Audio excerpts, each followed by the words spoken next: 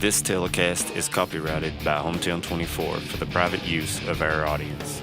Any rebroadcast or retransmission of this game without the express written consent of Hometown 24 is prohibited.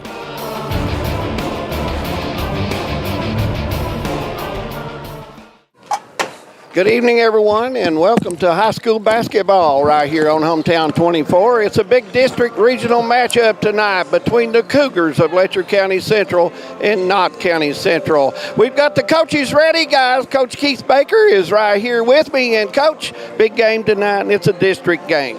It is, kids always get excited for these games or get nervous, Hey, it's a district game, you got to play two of them. Absolutely. Your team's playing pretty good basketball right now, and they normally do when it gets close to February. Keith Baker usually comes alive in the Cougars. Well, we are. They've been practicing good and good spirits, and when you win, we come back against Pulaski County, 18 points down in the fourth quarter and won, and that just gained momentum and confidence, and we've been shooting it pretty well also.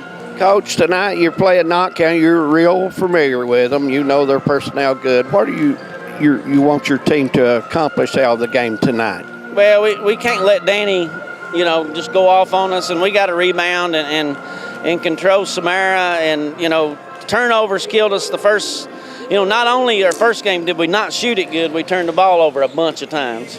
Yeah, we did that game. I thought you played a good second half. Your team come back and played much better, so always looking forward to that. Now, Coach, during the weather, I know everybody missed a couple workouts. We had a ball game last night over at Harlan. We thought those kids got tired near the end of the game because everybody's missed some workouts. Yeah, we did. We played Wise Central on Friday, so I gave my kids off on Saturday, and then the snow came, so we was off Sunday, Monday, and that was 3 days, and we got to work out a little bit on Tuesday. We couldn't get up on our high school hill, but we went to the rec center.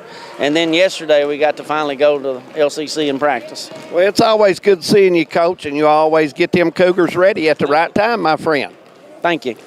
All right, Coach Baker, and they're going to have their meeting out there, guys, and I'll send it up to you, and I'll come back in just a second.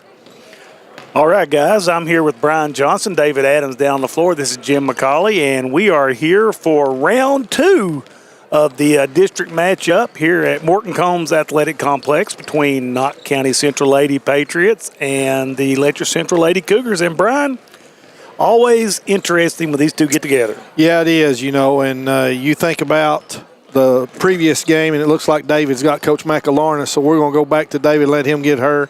Yeah, let's put the heat on Coach McElorna.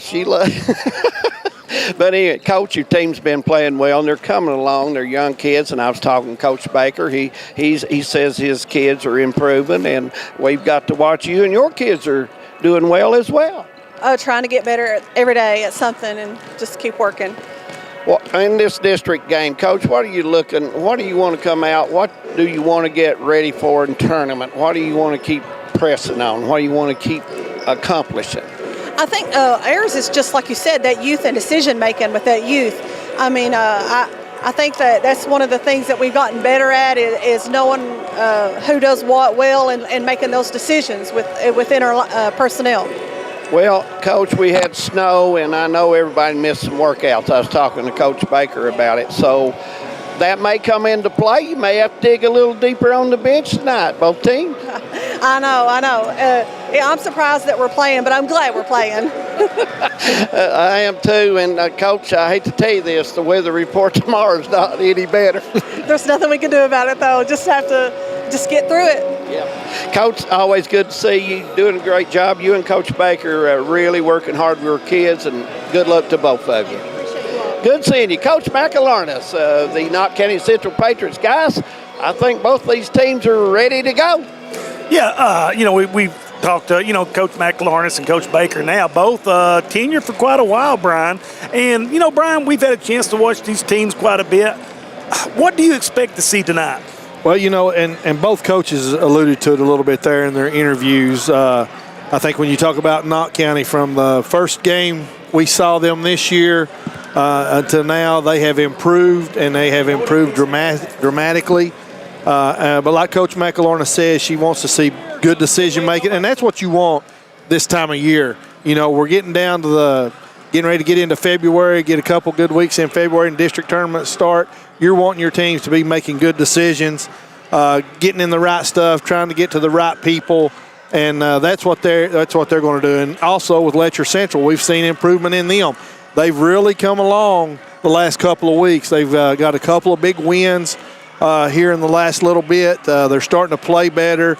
A lot of that, I think, goes to Sadie Johnson getting back in the groove, you know, where she was injured early. She really makes them a little bit different dynamic, I think you would say. But both these teams, both these coaches have been there and done that. They're trying to get things ready and geared up for district tournament play. And this regional or this district game here is a big game. This district has went through these two teams, you know. They split it the last 2 years, but the district, the 53rd district, runs through Knott and Letcher.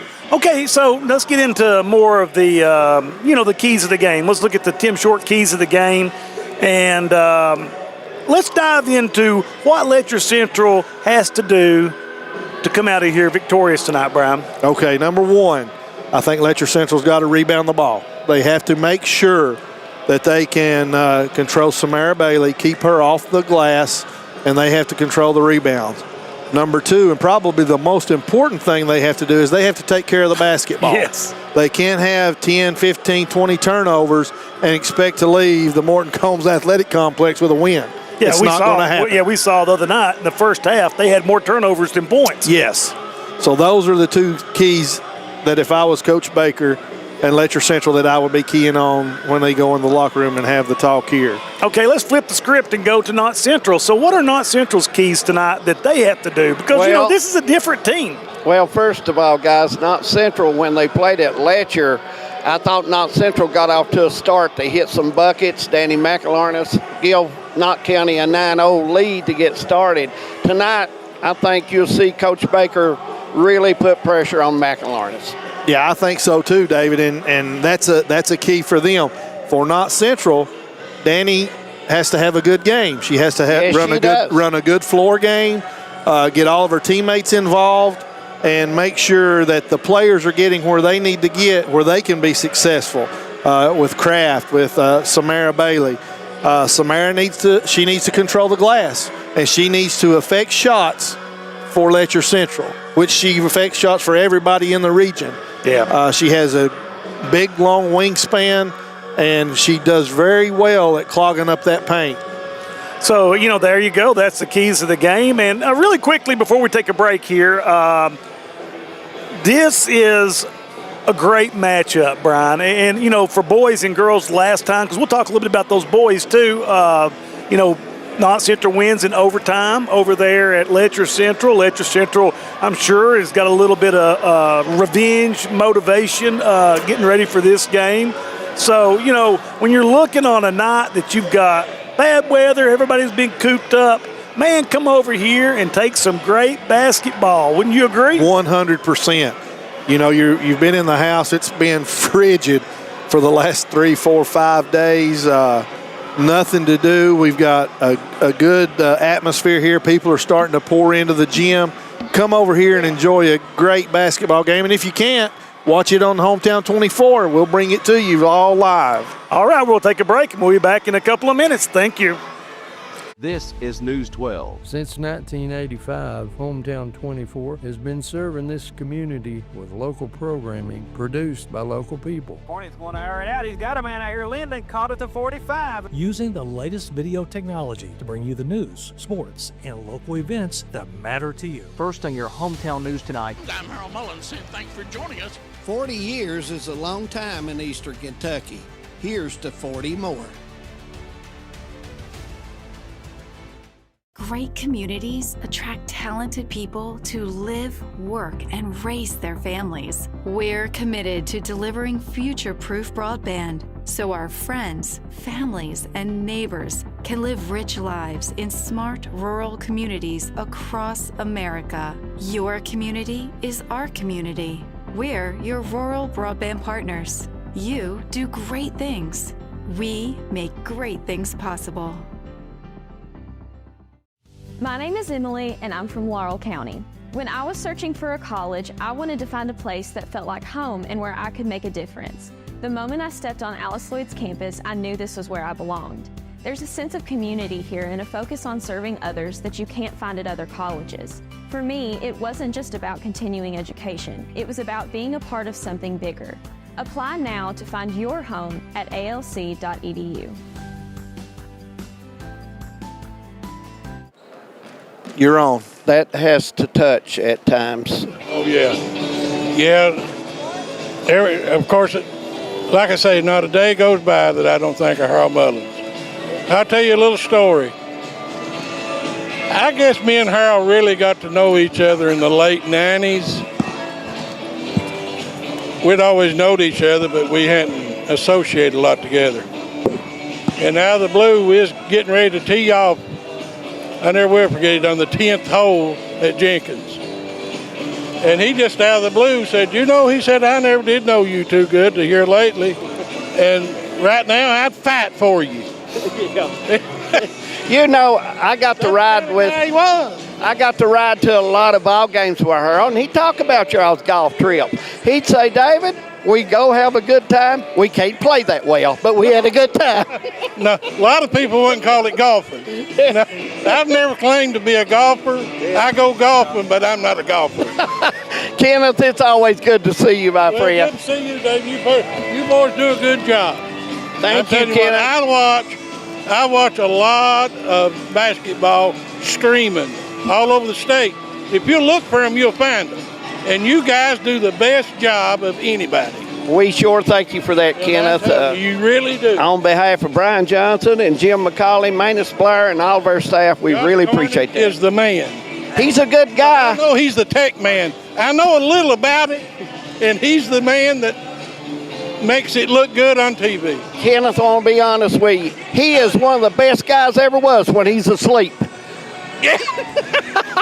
Back up to you guys. All righty. Thank you, David.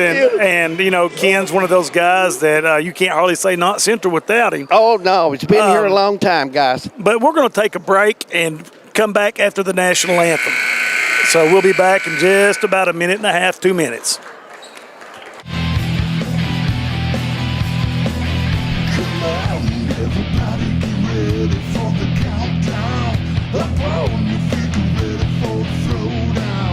Everybody's gonna be a showdown tonight.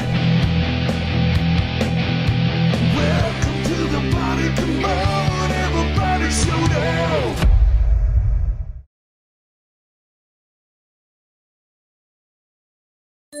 Hey, it's Kristen from Appalachian Wireless. We're local. We own the network, service the network, and guess what? We know our network. Saving money? We make that easy. Share and save by referring a friend. Switch today and save. Or do you just want to try us out? Try our free eSIM trial today. Deals on new phones with lots of ways to start saving. Your wallet will even thank us later. This isn't a new game for us. It's the long game for us, and we're here to make sure that you stay connected. Visit us in one of our many retail locations or online at AppalachianWireless.com. Because we are you, we're Appalachian Wireless. Brain health affects how we think, learn, and live. When it is ignored, the impact spreads into our classes, our friendships, and even our stability. It affects our families, communities, and even our ability to afford basic needs. But prevention can stop the chain.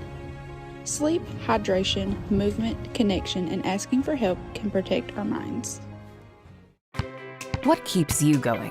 Your love for the game? Your teammates? A victory? At ARH Orthopedics, our goal is to keep you pain-free so your body can keep going. There's no time for discomfort in your joints or ligaments caused by an injury. ARH Orthopedic providers specialize in treatment plans, from non-surgical and surgical options, so your care is entirely centered around you. Visit arh.org/ortho to find an orthopedic provider near you. ARH, more for Appalachia. David.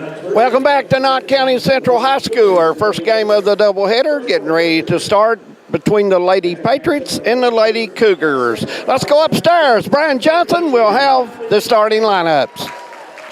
Yeah, we're just getting ready to get underway here at the Morton Combs Athletic Complex. We'll get the starting lineups for you. First for Letcher Central, number 1, Scarlett Stamper. Number 21, Kaylee Baker. Number 4, Molly Cottle. Number 5, Mara Dixon. And number 14, Anna Hatton. Correction. Last start was number 14, Anna Hatton. Guys, looking at the crowd right now, we should have a pretty good crowd by the time everybody gets in. It's cabin fever coming out. Yeah, everybody's starting to roll in. We're getting the starting lineup for Knott County Central. The first, number 33, Samara Bailey. And Samara's averaging 11.9 points and 6.7 rebounds. Number 12, Addison Conley, averaging 6.6 and 3 rebounds. Number 1, Danny McAlarnis, averaging 13.8 and 5 rebounds a game.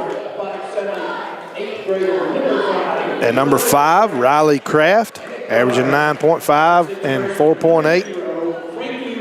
And number 0, Frankie Reed, averaging 2.9 and 2 rebounds per game. Guys, Addison Conley is a big key for the Patriots. And she is the one that really sets the team and gets them going for Knott County. When she's playing well, Knott County's playing well, and McAlarnis plays better. Now, you look at the Cougars, you will see a most improved defense tonight. Coach Baker has told me he's been working on defense, trying to get more movement covering shots. Let's pay attention to that because Keith is a tournament coach, guys, and he gets usually 1st of February. He's got his team playing better.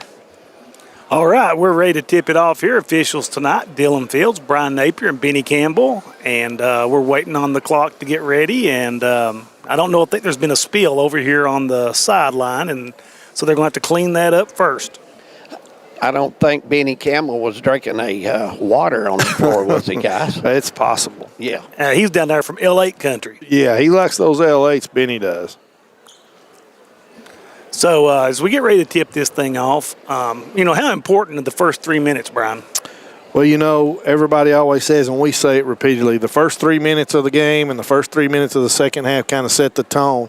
And it's going to be really important that Letcher Central not get started real early like they did up at Letcher Central just a couple weeks ago and try to keep McAlarnis from getting off and hitting a bunch of outside shots on them right at the beginning of the game. The water cooler on the Cougars bench, evidently, guys, was hit. A few glasses had water on it, and they had come off, but they were just about ready to go here as they're sweeping it up and getting ready to go. And those water coolers, Jim, you've been an AD before, and, of course, Brian, you've coached and played. You know the ball sometimes goes where it does not supposed to.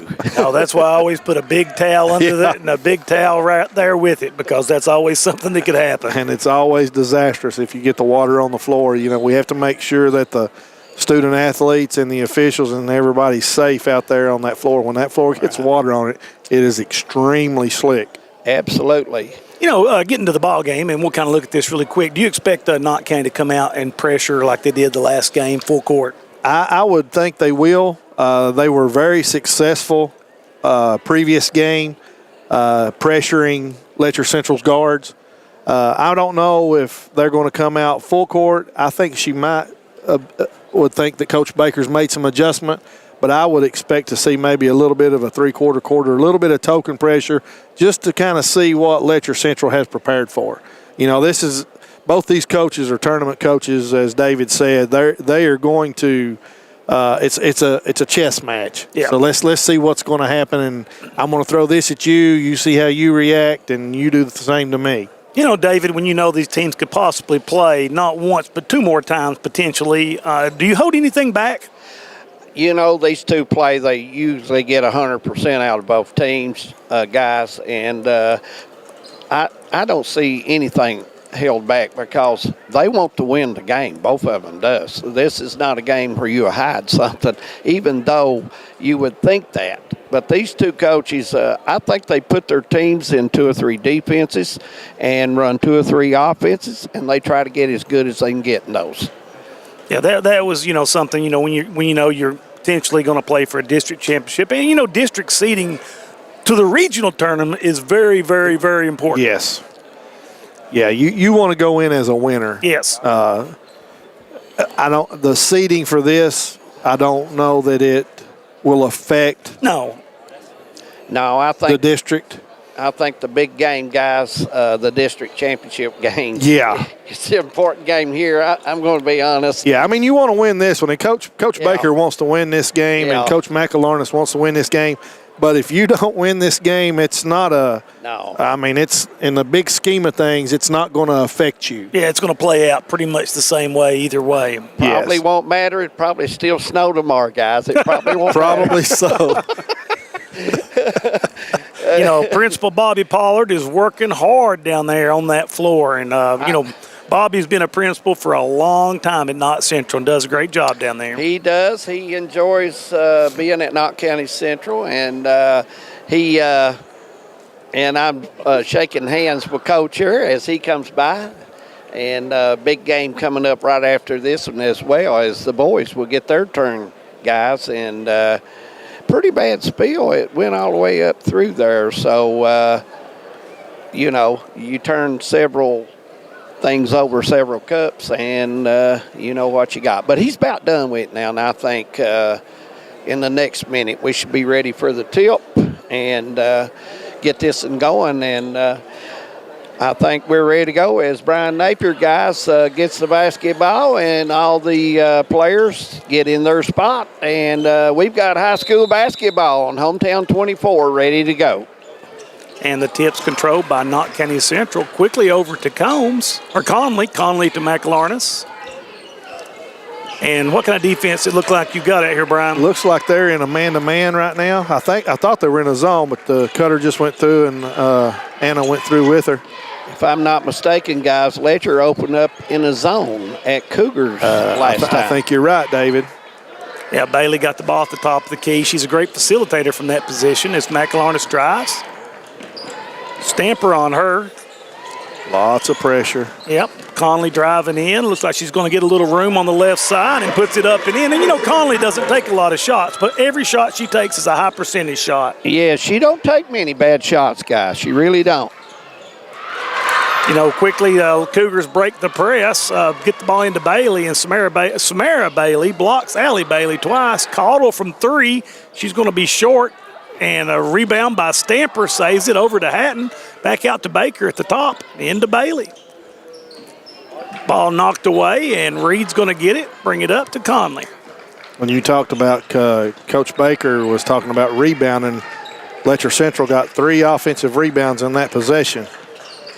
Now, Bailey's not going to be able to do that because the guard will leave up top and come and double her. So she's got to hold it above her head, guys. Yeah, Hatton did a good job sneaking in there. Stamper drives, gives it up to Bailey, over to Baker, back to Hatton. Yeah, Cougars look much more settled this time into their offensive set than they did the last game.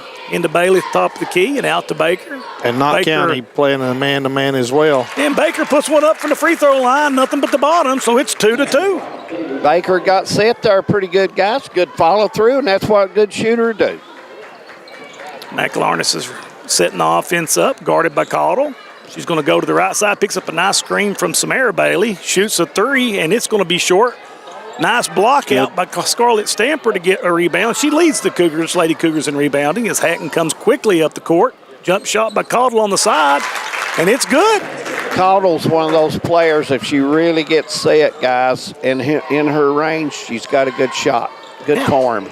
Conley going back to that same left side, back out to McElharnis. She gets the handoff from Bailey, and Allie Bailey's going to pick up a foul. And there's one spot that the Cougars can't afford to get foul trouble. It's on Allie Bailey. Yeah, and she doesn't need to reach down in there to try to smack the ball away from McElharnis because she dribbles the ball extremely low to the floor. It's hard to steal it from her. Reed with the little 8-footer, and it's good. 4-4. Frankie Reed kind of sneaked in the paint that time, guys, and got the open look. Yeah, Knott Central comes out pressing. Cougars able to break the press, but Reed Reminds me so much of her sister. She's such a good defender, and that's just really a 100% player. Knocks it out of bounds. It'll stay with the Cougars. Baker to inbound the pass, looking for movement, and finally gets the ball to Hatton. Hatton sets the offense, gives it up to the top of the key to Allie Bailey, guarded by Samara Bailey. Back over to Baker. Cougars got good spacing this time. Them and Knott County both, I've noticed, has good spacing on the floor. Caudle for three, and it's in and out. Rebounded by McLarness, who is a really good rebounder. Yeah, for her size, she is. She averages 5 rebounds a game. And Bailey was in there, triple team, gets the rebound, and Stamper's going to pick up the foul. Stamper had an opportunity there. She was in front of Bailey to use more body, but the ball went up. She went for it, and Bailey, you know, she's got that length, guys, and she can reach over you at times. Yeah. She's given, I think Stamper's given up a good 1.5 feet or more to Bailey. Probably. And you know, when you have a rebounder as good as Samara Bailey, you got to make sure that you get contact and don't just go for the ball. Got to dig it out of there. Dig it out of there. Make sure you keep her off and then go get it. Bailey's second free throw up, and it's going to be good. Missed the first one, and that press from Knott Central right back on him as Mara Dixon has checked in for Hatton, and Frankie Reed picks up a quick foul. She reaches in on Dixon. 82-foot foul. You don't want that if you're Frankie Reed. You don't want to do that. You want to pressure Letcher's guards. They're in a 1-2-1-1 press. Knott County is. Dixon about loses the ball out of bounds and comes back to Stamper, gives it back to Dixon. Dixon only an 8th grader and a really fine ball player for the Lady Cougars as an 8th grader. Yeah, and I think Dixon will be a key to this game tonight and how much she can get accomplished. And I think she's going to draw the assignment of guarding Danny McElarness as well. Yeah, that's tough. McElarness picks up the quick foul right there. Guys, you watch the conditioning tonight. Both of these teams, there's a couple days, 2 or 3, they've not got any practice in. And we seen last night people getting tired in the third quarter. Dixon puts up the first free throw, rattles in. Dixon's got a good form, guys. Yeah, and we talked about Dixon and McElarness the last game, what a matchup it was between them and what people are going to get to see for the next 4 years. Yeah, that's right. Second one up and good. 6-5, Cougars lead. Now Cougars showing a little bit of pressure. Looks like Dixon's just going to play a chaser on McElarness as Reed dribbles around to Baker. Cougars really extending ball pressure right now as Bailey knocks it away and Stamper comes on the break. Guarded tightly by Reed, but Stamper breaks through, gives it over to Dixon. Dixon nearly knocked away by Reed. These teams are getting after it, Brian. They are. The defensive intensity is picked up on both ends. Yeah.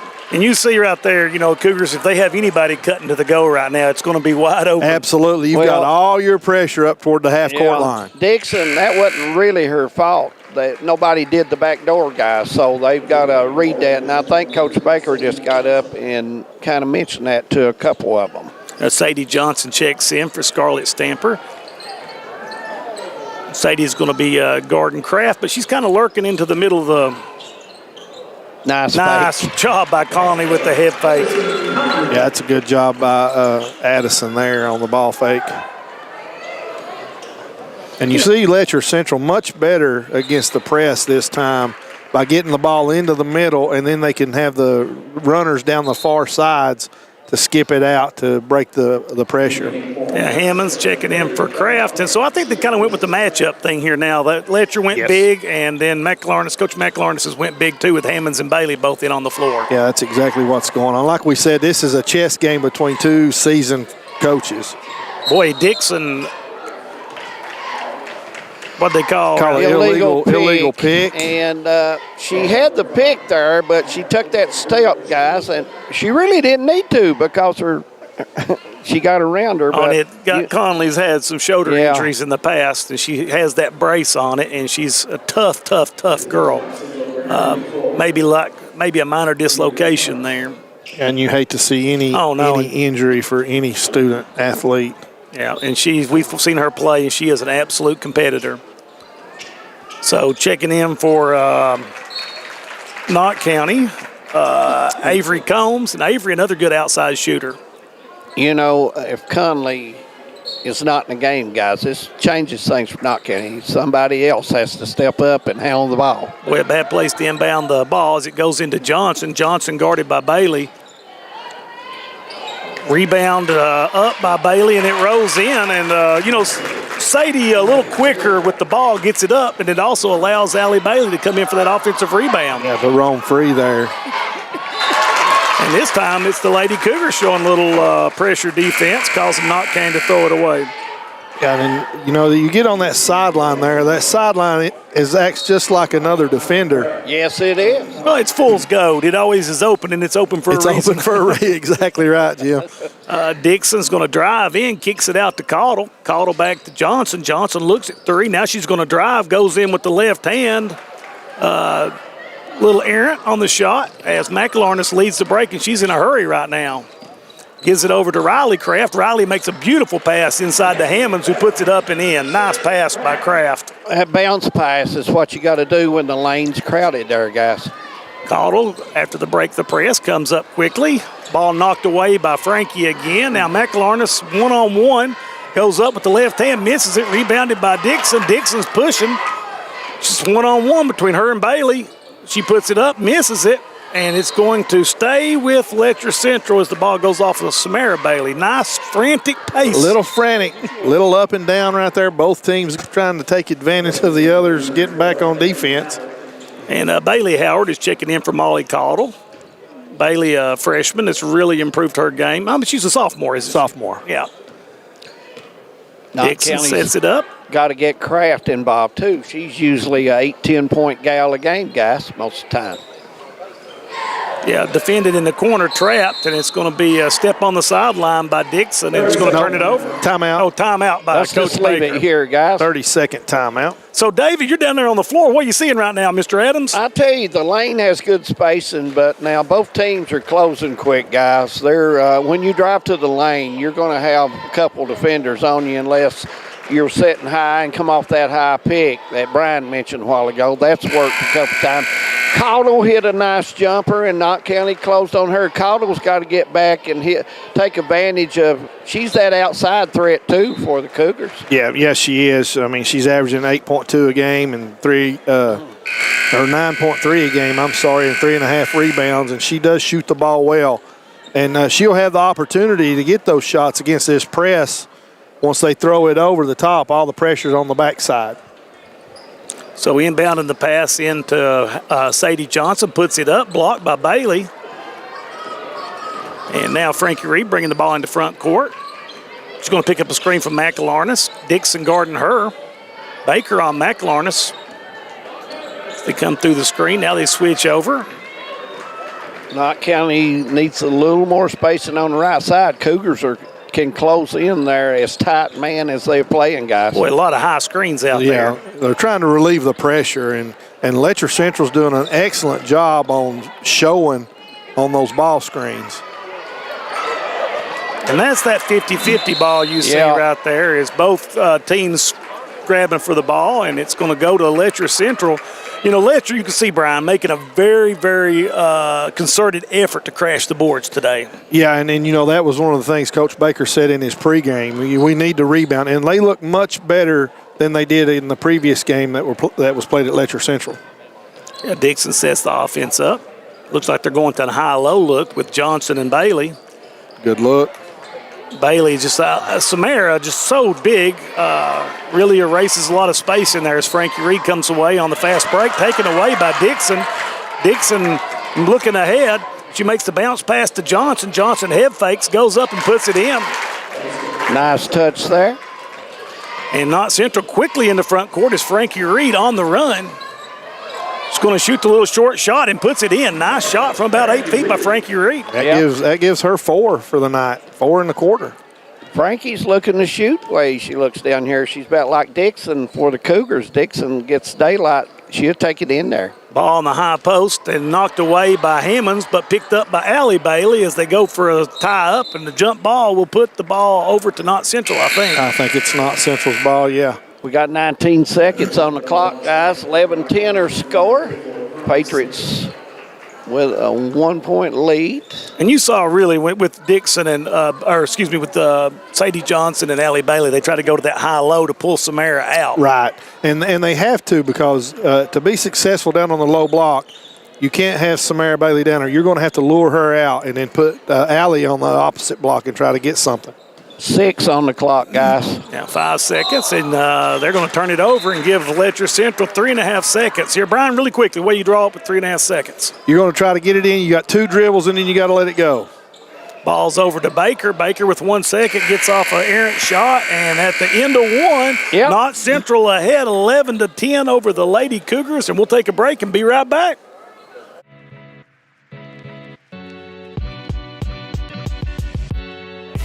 Come right to the source and get the region's best basketball coverage. HT24 puts you right in the middle of the action, and it's free to watch on Facebook. Watch the state's most exciting basketball right here with HT24.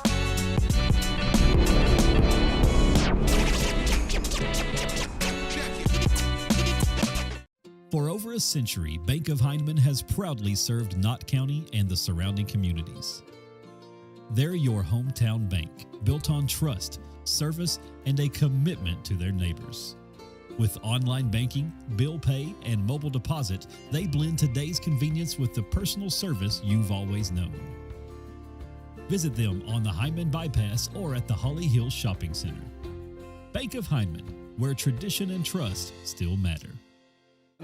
We're back. 11-10 our score. Knott County holding on to a 1-point lead as the Cougars will have the basketball as we get started back here at the second quarter with the Morton Combs Athletic Complex here on Hometown 24 for the Bank of Heinemann Game of the Week. Glad you're with us. Cougars will put it in play and we're ready to go.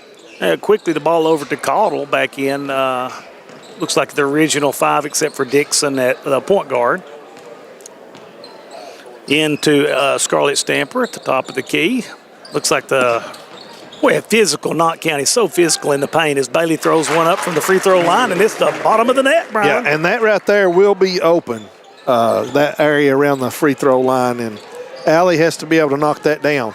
Yeah, good pressure from the Cougars as Kaylee Baker takes it away from Frankie Reed, and they're going to call foul on Reed. She wasted another one, guys. That's... Frankie, especially if, Conley comes back to start the quarter, and I was going to say I didn't see her out there till this then. And if you get both of them out, it's going to be hard bringing the ball, guys. Yeah, that'll spell trouble for Knott County. Boy, nice take by Mara Dixon. Goes in on the left side, comes off the screen by Scarlett Stamper, and goes in for the layup, and the Cougars move ahead 14-11. And both teams, with the pressure that's being applied, are going to have to utilize these high ball screens to relieve that and try to get shots going to the basket. Yeah, right now, Reed at the top of the key. She's going to drive. Ball goes into Hammonds, and Allie Bailey's going to pick up her second foul with 6:54 in the second quarter. Keep an eye on that. Yeah, Allie's been playing well for the Cougars, guys. 2 nice shots in the last couple minutes of this ball game. Yeah. And, when you have to set somebody that's hitting some buckets for you, you definitely don't want to do that. I'll Reed at the free throw line. She dribbles, eyes the basket, puts it up, and is going to come up a little short on that one as Sadie Johnson checks in for Allie Bailey. Bailey, a very efficient player inside for the Cougars. Really tough with her on the bench. Second shot up and good by Reed. Yeah, we talked about Allie earlier. She's averaging 11.8 points a game, 4 rebounds, and you definitely need her on the floor when you've got Samara on the other side. Yeah. Cougars break the press, having much more success. Skip pass over to Sadie Johnson. Sadie Johnson for 3. It's in and out, but rebounded by Stamper. Back to Baker for 3, and it's going to be short. Rebounded, knocked away by Caudle. And it's like a 3-on-2 break, and Riley Kraft puts it up and in as Scarlett Stamper's a little shaken up on the play. Scarlett bumped in after she was going for the rebound, guys, slipped and went down, and it was a hustle play, and of course, that's the way she plays. Yeah, she's tough. She'll get back up. Yeah, raised by two brothers, she's learned to be a little tough. Kraft made a good move down here using the backboard, which is very crucial on the blocks, guys. Stamper throws the entry pass into Johnson. She's double teamed and knocked away by Riley Kraft. It's going to stay with the Cougars. You know, Letcher trying to establish something inside in the post, but it's just so difficult with Bailey in there. Now, this is where, if Sadie can pull her out and drive, but she's going to shoot the three, and it's going to come up short. But you feel like if Johnson got her out that high, she could drive to the basket. Yeah, and she's trying to draw her out, which is good, what they need to do. We just need to get somebody else going to the block. Ball into Bailey. Bailey eyes the defense over, guarded by Johnson, out to McLarness. McLarness thought about it. She's going to drive into the free throw line, gives it up to Conley. Conley, deep three, and Conley is having herself a ball game, ladies and gentlemen. Absolutely, she is, guys. She got set there, and she's playing well. 3 out of 4 so far in the ball game. She's got 7 points in the game. I've already got above their average. As Mara Dixon drives, kicks it out to Baker for 3. Baker puts it up. It rolls in and out, rebounded by Stamper, put up and in. And now Conley takes a screen and hits the arm again. Boy, she's having problems out of that shoulder. And, yes, she is. And you know what, a competitor. Hate to see that. Look at her toughness. I mean, she just came back in. And knocks down a 3. Yeah. I'm telling you, she is a leader for this team. She, when she's on the floor, they're a much smoother outfit, guys. Well, she's got that senior leadership and the composure. As the ball's knocked away, Scarlett Stamper takes another shoulder in the nose. From her teammate. Yep, that's the second time her teammate's up ahead to Dixon. Dixon pulls up from the three-point line, kicks it back out to Johnson. Johnson gives it up to Dixon. Dixon guarded by McLarness. A great matchup, as Brian had said. His ball goes over to Stamper. Stamper guarded tightly. Caudle's going to drive in and blocked by Frankie. Caudle probably could have took a dribble and may have went on down and spin back out, but she was low there and she decided to go back with it. Knott County, as you notice, likes to trip. A little reckless without Conley. Ball's out to Johnson. Johnson for 3 again, this time a little strong. Scarlett Stamper keeps the ball alive, then it's circled down by McLarness, and she's going to come up in a hurry. McLarness, has she scored yet? No, she's not. The Letcher Central's done a good job on her. Reed rolls around, rebounded by Bailey. Bailey misses it, rebounded this time by Caudle as she comes out of there in a hurry. Ball goes to Johnson, and she's going to give it up to Dixon. We talk about probably Coach Baker, he said he made sure in his pregame they needed to control McLarness a little better than they did. Yeah, you're right. Previously. Yeah, Bailey Howard. And he's done that, and I don't know, Knott Central may have to set a double pick out front, Brian, and open both sides Yeah, up. they're and you look, they're with her all over the floor. Right now you've got you got Dixon on her all over the court. So they're following her wherever she's at, trying to keep her from getting the ball. Yeah, it's been a real frenetic pace for both teams as the ball is stolen by Stamper. Stamper, it's a scrum on the floor, picking up by Dixon. Dixon kicks it over to Caudle, wide open for 3, and it's going to be short. Rebounded again by Stamper, and the Cougars need to take a deep breath right here as the ball is bouncing everywhere. Catch your breath.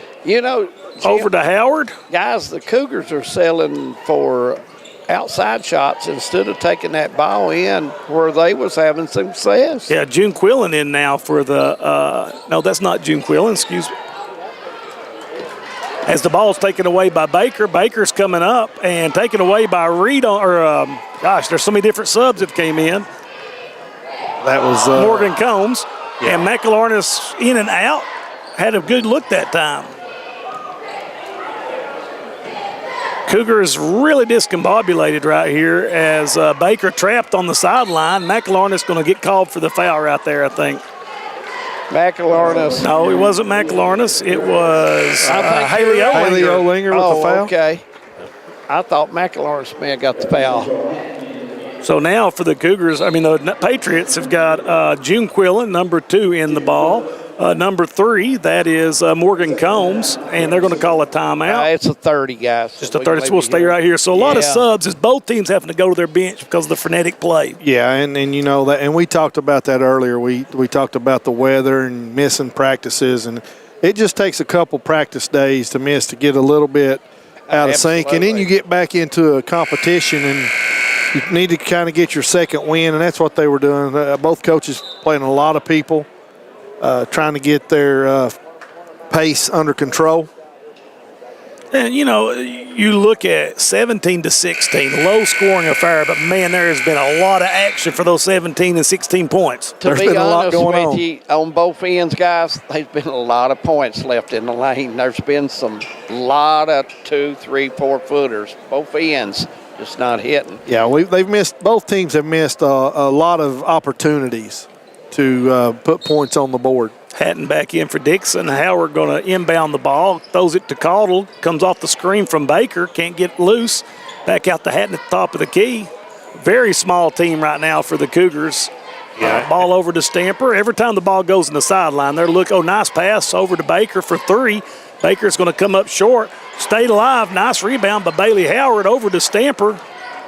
Knott County playing a 2-3 zone right now. Hatton drives in, ball deflected by McElharness, and they're coming the other way with it. Hutton should have had the bounce pass there, guys. Faked up and had to bounce because we know how long the arms are. Yeah, this time Howard guarding McElharness and Stamper fronting Bailey. Hatton strips it away from her. And both teams really getting the ball up and down quick as the ball goes from Howard out to Baker. Back over to Howard. Howard's going to drive and shoot the jumper, but it's blocked by Samara Bailey. Give her like 5 blocks already this game. Yeah, you can't get in there too deep against Samara. She's going to erase it. Howard guarding McElharness up top. I noticed the guard play, guys. The guards are dribbling the basketball high right now. And they're forcing passes, as you just saw. They've got to bend their back if you're the point guards and 1-2 people and really move the basketball. Yeah, it looks like June Quillen's going to pick the foul up right there. And you can see right now how quick when Samara Bailey gets the ball, the defense is collapsing on her. Yeah, they're making sure they're double teaming her. They're coming from behind. They're coming from the offside to make sure she doesn't have an easy opportunity. Johnson checking back in for Bailey Howard as Hatton sets to trigger the inbounds pass. Ball goes in. Nice play by the Cougars, but Bailey once again erasing the play with another block. Yeah, you got to get the ball off quickly. Out from Combs over to Reed. Reed going to fire it up from 3. Going to be a little long. And they're going to call Stamper with the foul right there. It's going to be her second. So Bailey with 2 and Stamper with 2 as Howard quickly checks in for Stamper. Stamper probably needs a break, guys. She's very tired. She plays extremely hard on the floor. She's like Conley of Knott County. Yeah. She does not take plays off. Olinger inbounds the ball to Reed. Johnson steps in front of it. Quick outlet pass to Hatton. Hatton on the breakaway. She puts it up, and it's going to go in. Really nice outlet pass that time by Johnson. That was a real good look and a good run of the lanes by Hatton. Passing on both ends. A lot of air passing where it should be bounce, and sometimes no pass at all, guys. Olinger handling the ball. And this is the most I've seen Olinger play this year. Baker on Reed. Ball over to Combs, and Combs is going to get fouled by Baker at the top of the key. Looks like Kraft and McElharness will return, and looks like Reed will get the first break of the night for her, guys. Been well deserved for Frankie. Yeah. She's played well. Yeah. Inbound pass to Riley Kraft is guarded by Caudle. Letcher is extending the pressure. Yeah. Over to McElharness, guarded by Howard. Looks like a clear out right here for McElharness as she drives in, shoots it up and over, rebounded by Johnson. Yeah, Howard's length could give McElharness a little trouble if she can keep her in front of her. Hatton over to Baker. Baker to Johnson. Pulls in a little bit closer this time. Puts it up and in. Nice little 17-foot jump shot by Johnson as the Cougars spread the lead out to 3. Yeah, that's a nice shot by Sadie. I mean, she had missed a couple three-pointers, so she took a step in. Combs drives, rebounded by Johnson on the errant shot. It's going to give it up to Baker. 10 seconds to go in the half. Ball up to Caudle. Caudle for three, and it's good. That's a big shot right there. A little momentum going in half, guys. Kraft dribbles it up. She's going to get a shot off. It's going to be a little short. 23-17 at the half. We'll be back in a couple of minutes. Thank you. No one likes an uninvited guest, especially when that guest is a potentially dangerous pest. So call Bluegrass Pest Management and let the pros take care of your problem. Locally owned and operated for over 40 years, providing much-needed jobs to local people. With 3 locations in Hazard, London, and Hindman, they treat rats, mice, roaches, bed bugs, termites, and many more. Open Monday through Friday and now servicing all of Kentucky. Say goodbye to your uninvited guests today. Call Bluegrass Pest Management. Since 1962, Citizens Bank and Trust of Jackson has been proud to serve the community. They care about the people of Breathitt County and are the only locally owned bank in the community. With 2 branches in Jackson and 1 in Beattyville, they're never too far away when you need them. And with the latest innovations in banking, keeping track of your finances has never been easier.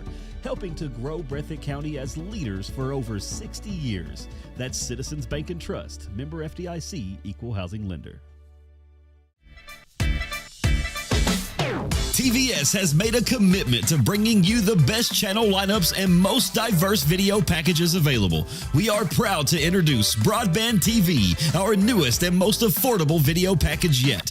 48 of the most watched channels we offer, some new channels only available with this package, and over 300 of the best free ad-supported channels available, all for only $29.95.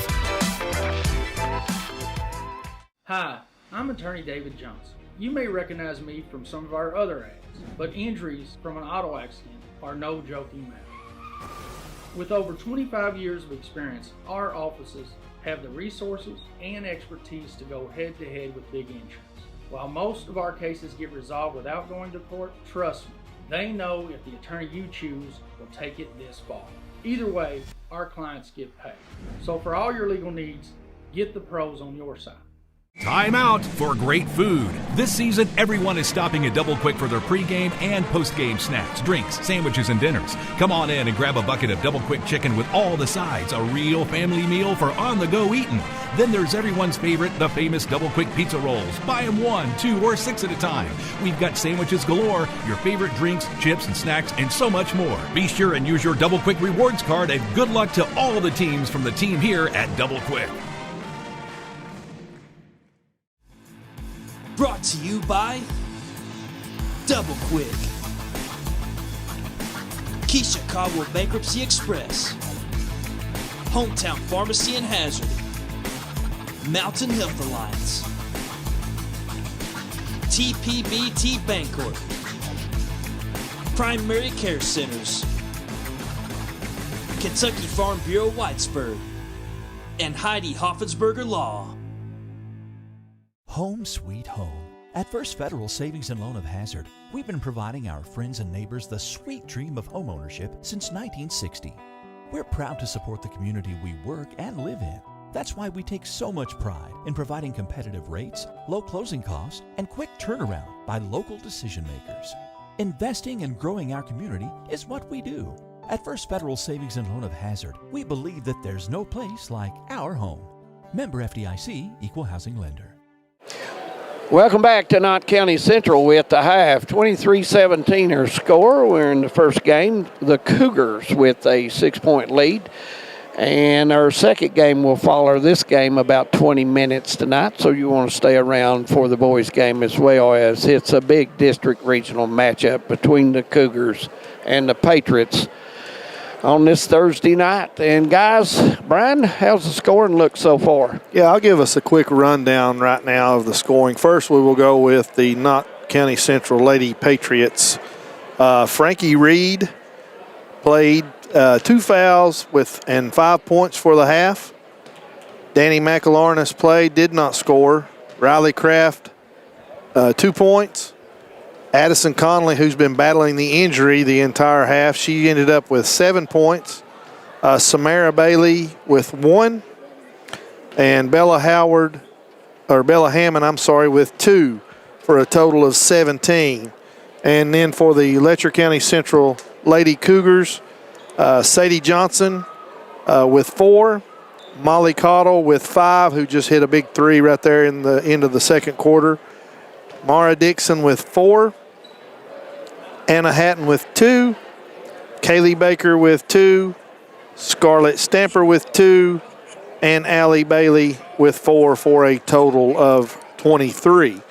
So what do you think about, what did you see the first half, Jim? What are you thinking? You know, if I'm Coach McLarness and I look at Danny with 0 points and Bailey with 1, and I'm only trailing by 5, I'd be pretty happy. I'm pretty happy. Yes, because I've watched Danny play a lot, and she is going to get some points. It's just they're going to have to find a way to get her some open looks. Yeah, and we were talking a little bit about what they're doing and the pressure that Letcher Central is putting on her, and they're setting an on-ball screen for her, and I look to see maybe they might do a little drag screen, set 2 of them to try to free her up a little bit to get downhill and get her going a little bit. But I'm like you. If I'm Coach McLarness and I'm in the locker room and Samara Bailey's got 1 point and Danny's not scored and Addison's played limited minutes because she's battling an injury and I'm down 5 points, I'm happy now. We'll make some adjustments and come out the second half and see what happens. Now, when you look at the Cougar side, David, you know, obviously taking care of the basketball a little bit better, but what else are you seeing, David? Well, it's a much different defense than we saw in the first game up at Letcher County Central. The Cougars, no zone at all, and I don't think you will see a zone because when they played zone, Knott Central got set and hit some threes. So Coach Baker's trying to take that away. Coach McLawrence, you're right, guys. You said something there that Danny has got to get involved. She has no points. Bailey has no points except the 1 free throw, and you've got to get those 2 some points, especially if Conley is not coming back. I think McLawrence has to handle the ball some for Knott County. Yeah, I agree 100%. Hey, get a shout out to a few people watching tonight. Our buddy Manus Blair tuning in says we sound good. Good luck to both teams, the boys and the girls. Manus couldn't be here tonight even though he wanted to, but having some family business in Lexington tonight. Right. Kay Kraft, my favorite cook over there around Sassafras, tuning in as she always does. Bumper Adams sitting at home and as always enjoying a good basketball game. My Cassie Stamper from Georgetown, Kentucky, tuning in. David knows Cassie. Cassie is one fine lady and a hard worker and a great person. So, you know, we're going to take a break here with about 2.5 minutes to go. And when we come back, we'll bring you the second half of Knott Central LCC. Thanks for tuning in.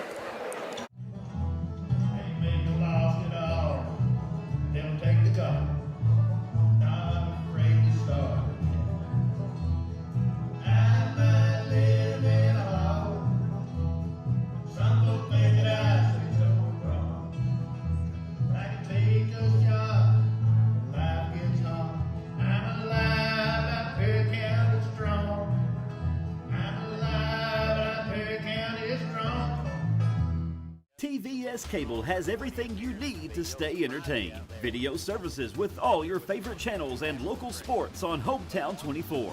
Ask about digital voice service for home and business. High-speed internet so you never fall behind in a game. There's something for all ages. We've got you covered. Sit back and enjoy everything TVS has to offer. Stay connected with TVS. Tucked deep within the rolling hills and ancient ridgelines of the Appalachian Mountains, Eastern Kentucky is a place where heritage runs deep and community runs deeper. Known for its coal mining legacy, bluegrass traditions, and fiercely proud people, this region tells a story of resilience, creativity, and quiet beauty. I'm going to take you along with me as I visit some different counties of Eastern Kentucky and explore what all this amazing region has to offer. Hi, I'm Rebecca McCauley, and this is Bluegrass and Backroads.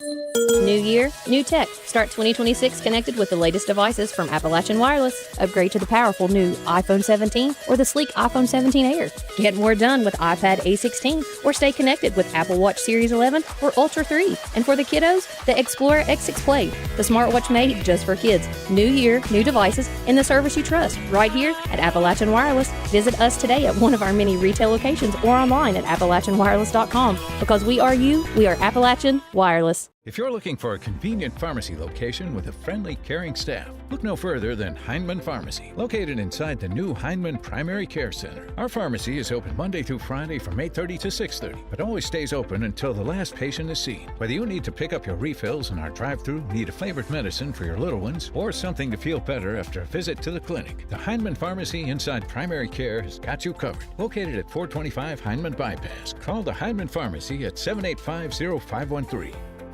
You're on. Welcome back to Knott County Central. Looks like Kraft will get ready, guys, to throw it in, and Hammonds has got it. And we're ready to go back as Bailey tries to get her first bucket. Yep, guarded well by Allie Bailey. Scarlett Stamper comes down with the rebound, and Kaylee Baker pushing it up the court. She's going to come into the wing, dribble it back around. Looks to go baseline. She goes all the way through over to Caudle for the three. It's going to be a little bit short, and McElharn is going the other way with it. That's a good shot by Caudle. She can hit that shot, guys, and Reed will try to answer at the other end. That rebounded as Reed misses the three, and Baker's going to come up. Give the ball over to Dixon on the wing, guarded by Reed. Very important this first 3 minutes for both teams.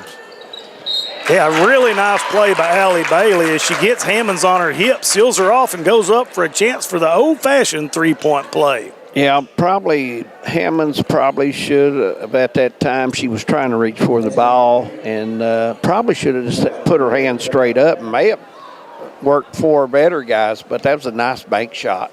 And, you know, without Conley, it's a little different lineup for the Patriots as Bailey puts this one in and completes the three-point play.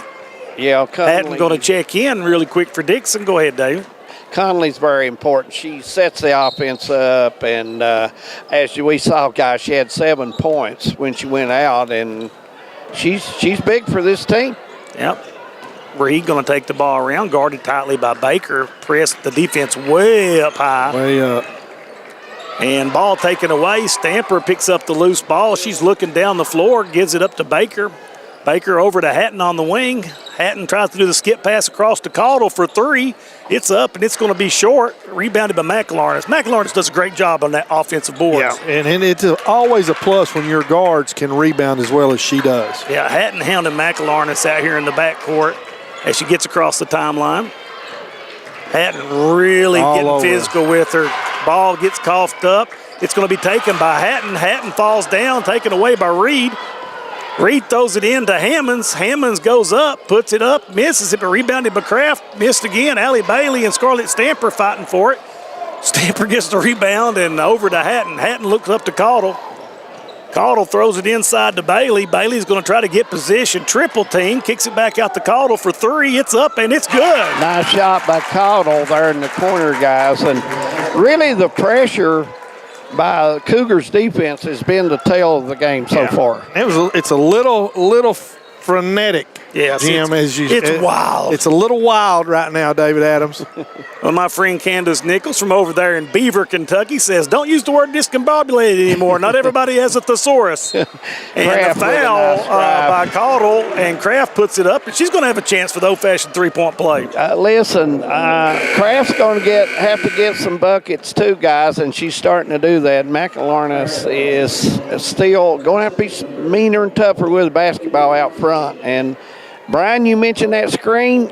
I think Knott County will have to put that in to give her a little room to operate. Kraft puts it in, completes the three-point play. Ryan Farmer, I want to say hello to you, my man, over in Hyden, Kentucky. Glad to have you along tonight.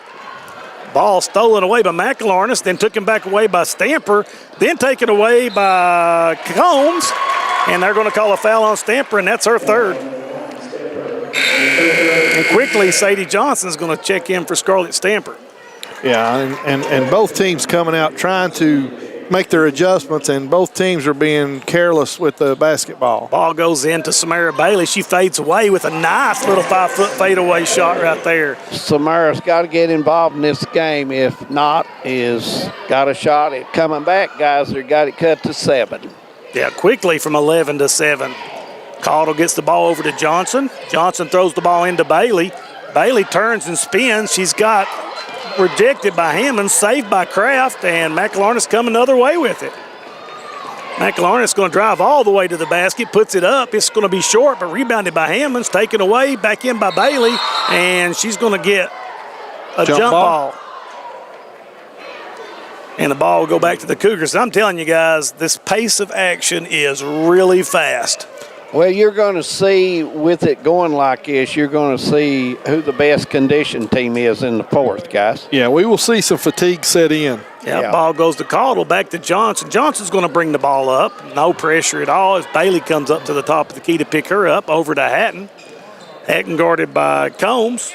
Ball goes into Johnson.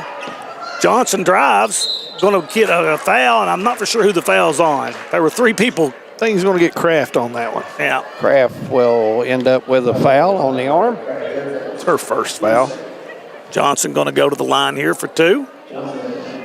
29-22 our score. Third quarter from the Morton Combs Athletic Complex. Going to be a little short on the first free throw. And, you mentioned Sadie bringing the ball up the floor.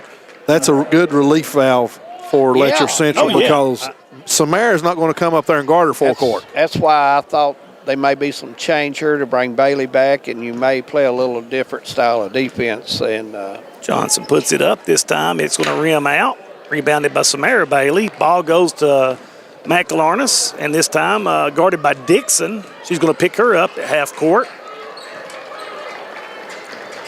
Over to Kraft. Kraft looks. Kraft drives down in. She turns to the left, puts it up, makes a nice shot. It rolls off. Rebounded by Johnson. Ball to Caudle. Quickly up to Baker. Baker looks ahead, back to Caudle. Over to Johnson. Johnson's going to pop inside the three-point line, and it's nothing but the bottom. Nice jumper there as she got set again. Good ball through. Quickly coming across the timeline. Gives up her dribble, guarded by Caudle. It's going to go over to Combs. Guarded by Baker.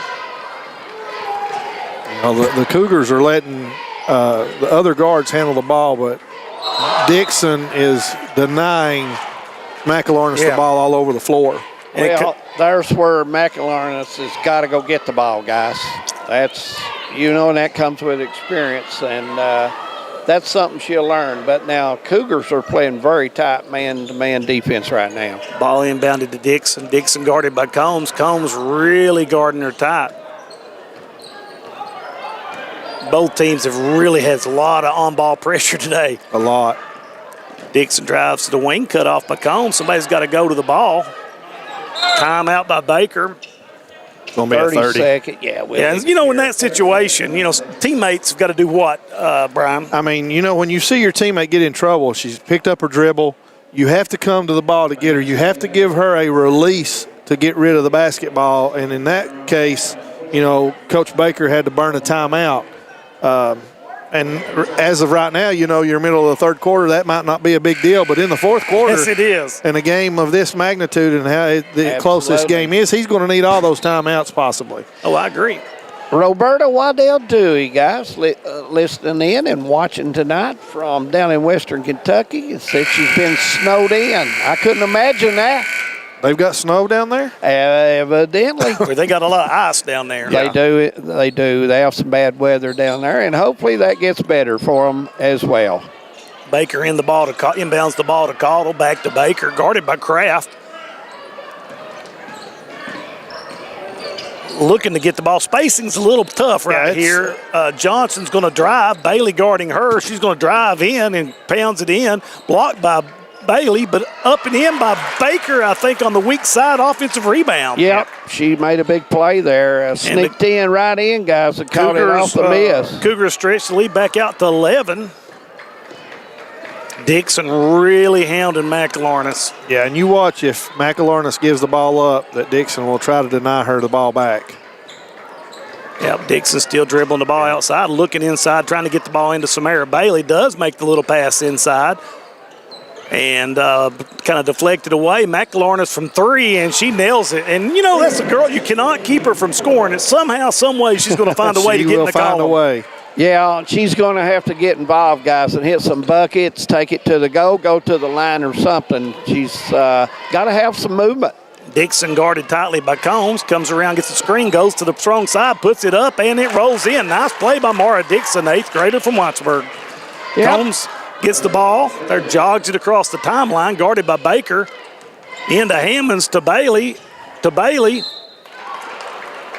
Dropped her arm. Yep. She's going to be called for that every time. Yep, sure did. Yep, Johnson picks up the foul right there to send Samara Bailey to the line. Guys, these are some young players out here on this floor on both sides. Oh, you've got Combs and Kraft and Dixon. A lot of youth out there. It's the first one rattles in for Samara Bailey. Hammonds is going to check out. June Quillen checks in. Bailey eyes the basket for the second free throw. Ball's on the way, and it's nothing but the bottom. Bailey with 2 nice throws there, guys. A nice follow-through, and that's the way you do it. Yeah, you got to make them pay if they foul you in the post. Letcher Central gets it across the throw inside to Bailey. Bailey goes up and in over June Quillen, and that's Bailey. A great seal by Allie Bailey right there. Yeah, she uses her hip really well right there to create space to put the shot in. And she posted up above the block where she needed to, so she had room to work. Boy, McLaurin comes off the screen right there, and she's starting to heat up. Picks up her 5th point. And, guys, she's not hitting any rim on those shots. No. Dixon hounded by Combs up to Johnson. Johnson's going to bring it across the timeline. She's looking down inside to Bailey. Decides to kick it back out to Dixon at the top of the key. Minute 28 left in the 3rd quarter. Big screen by Allie Bailey on Combs. Caudle's going to drives in, gives it up, partially blocked, and McLaurin feeling it, comes up, makes a nice pass, but deflected by Baker out of bounds. It's going to stay with the Patriots with a minute left in the 3rd quarter. That's a good look by Danny, and good hustle there by Kaylee just to get back, just to get her fingertips on it to knock it out of bounds. Ball inbounded through the elevator screen, and McLaurin knocks another one down, and I told you at halftime she's going to get hers. And you can't let her. What the problem was the first one, she got to saw the ball go through the net, and once the ball goes through the net for a shooter, it seems like it gets huge, and it seems like everything she's going to throw up will go in. Johnson into Bailey. Bailey back out to Johnson from 14. It's going to rattle in, and Johnson's starting to heat up as well for the Cougars. Yep, 12-footer there, guys, and nice touch. Got the rim, 39-32. Patriots with the ball with 35 seconds in the 3rd. Combs going to drag her foot right there, and it's going to come back to the Cougars. Brian, does Coach Baker wait for one shot right here or first available? If I'm Coach Baker, I will probably play for one. Possession arrow goes to Knott Central in the 4th quarter. Yeah, I don't want to give Knott an opportunity to cut into the lead if we have a turnover, a missed shot. I go for one here unless I get a wide open. Yeah, Combs guarded tightly by Dixon as she drives in, kicks it over to Baker on the wing. Back out to Johnson at the 3-point line. She's going to drive, makes a nice little give and go inside, and looks like they're going to call a jump ball, and the ball will go to Knott Central with 19 seconds to go. Yeah, I got down in there into the traffic. Thought she might have an opportunity for the backdoor layup, but good defense by Knott County to close it off real quickly. And, you know, that's where Dixon, as an 8th grader, just doesn't have the strength to go straight up with the basketball with that kind of contact. Just catch it and go through the contact immediately. See what kind of screen they try to set for McLaurin. They don't want to let her get her feet set, that's for sure. Ball goes over to Quillen. Quillen inbounds to Bailey, and it's going to roll out of bounds. So with 2.8. Well, you got time for 2 or 3 dribbles right here if you can get the ball real quickly on the guard running. Here we go. 2, 1. Baker gets it off, and it's going to be a little strong, and it's going to put us into the 4th quarter. 39. Go ahead, David. 39-32, guys. We're looking forward to the 4th quarter. Both these teams starting to heat up a little bit now in play. So we'll take a break. This is Hometown 24. We got the 4th quarter coming up from the Morton Combs Athletic Complex. My name is Isabella, and I am from Madison County, Kentucky. Instead of choosing a larger university, I chose to attend Alice Lloyd College because I wanted a more personal college experience. The small class sizes provide a close relationship between students and professor that isn't possible at any other university. ALC is more than a place to learn. It is a place to grow, serve, and lead. Learn more at alc.edu.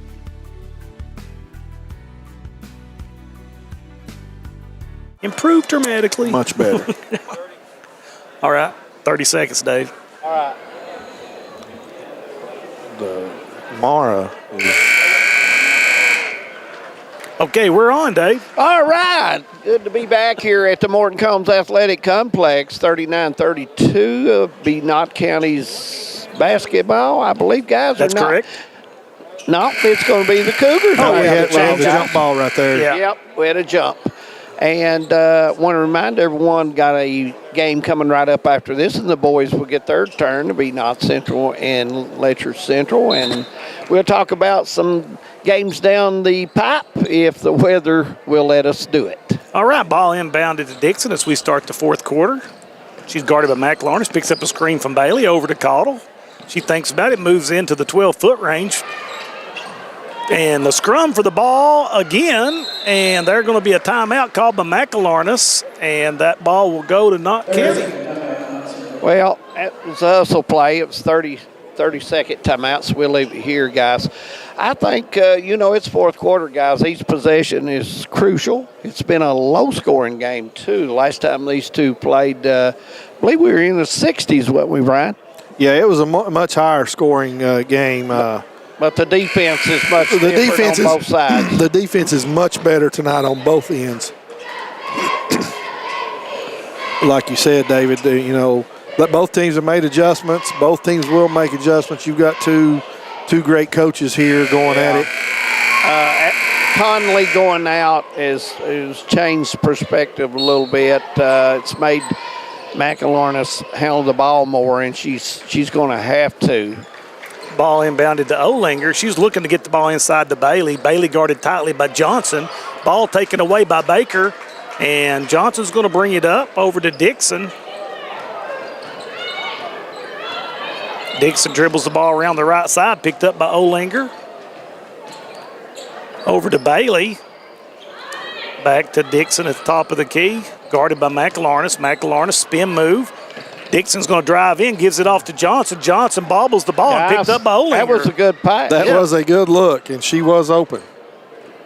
Olinger dribbles the ball down on the post, and Johnson's going to get caught with her hand in the cookie jar. Yeah, you just can't reach in like that with them dribbling the ball.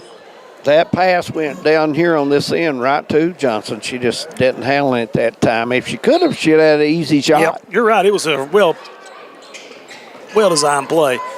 McElharness, top of the key, over to Olinger, trying to get the ball into Bailey. McElharness from way downtown. It's going to come up a little short, knocked away by Bailey, but picked up by Caudle. She's looking up ahead.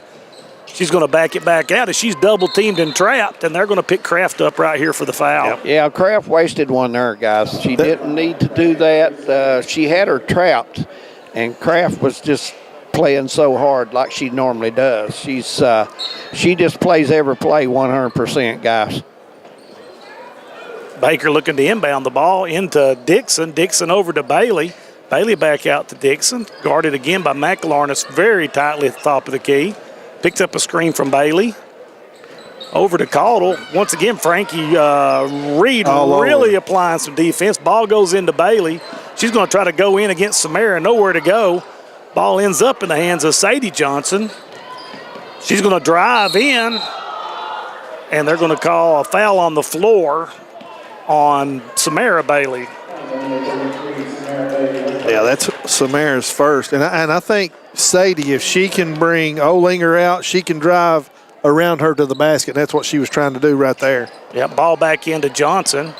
Johnson goes and shoots a wild reverse shot over the basket. That was a shot that should have been passed, guys. Yep, Kraft goes in, and she is going to pick up the foul and the chance for the three-point play as she goes into the left side. That shot, she had nowhere to go down here, and what a move by Kraft. Gets a bucket. Johnson had a teammate over to the right side there. If she flipped it to her, Caudle was coming around, we had the shot, guys. And Coach Baker, he's pointing that out, guys. Kraft puts the free throw up. It's short. Rebounded by Stamper. Stamper under pressure, gives it out to Baker. Had the numbers, decided to pull it back. Reed really pressuring the ball. Over to Stamper. She's going to be trapped by McLarness to Baker. Baker to Stamper. Stamper over to Caudle on the wing for the three. It's going to be long. Rebounded by Dixon, and the Cougars will reset it. Yeah, and look for Knott County to really put the pressure up on Letcher Central. Yeah, it's very physical at the top of the key. Olinger now out on Dixon. A little bit of a mismatch as it goes over to Baker. Guarded by Reed. Somebody's got to be open. Caudle over to Bailey. Back to Caudle. Caudle's going to take a nice Euro step in and drive and puts it in. Nice move by Molly Caudle. That was a big bucket, guys, because Knott County played great defense there. Molly just made her shot coming right off the screen and got the layup. Now McLarness guarded by Caudle. Into the top of the key. It's going to look like a little give and go, but holds it up, gives it into Kraft, taken away by Allie Bailey. And Baker is going to bring it up. What'd you say, Brian? Yeah, and what Letcher Central, Knott County is on the ball screens, they're doubling the ball handler every time.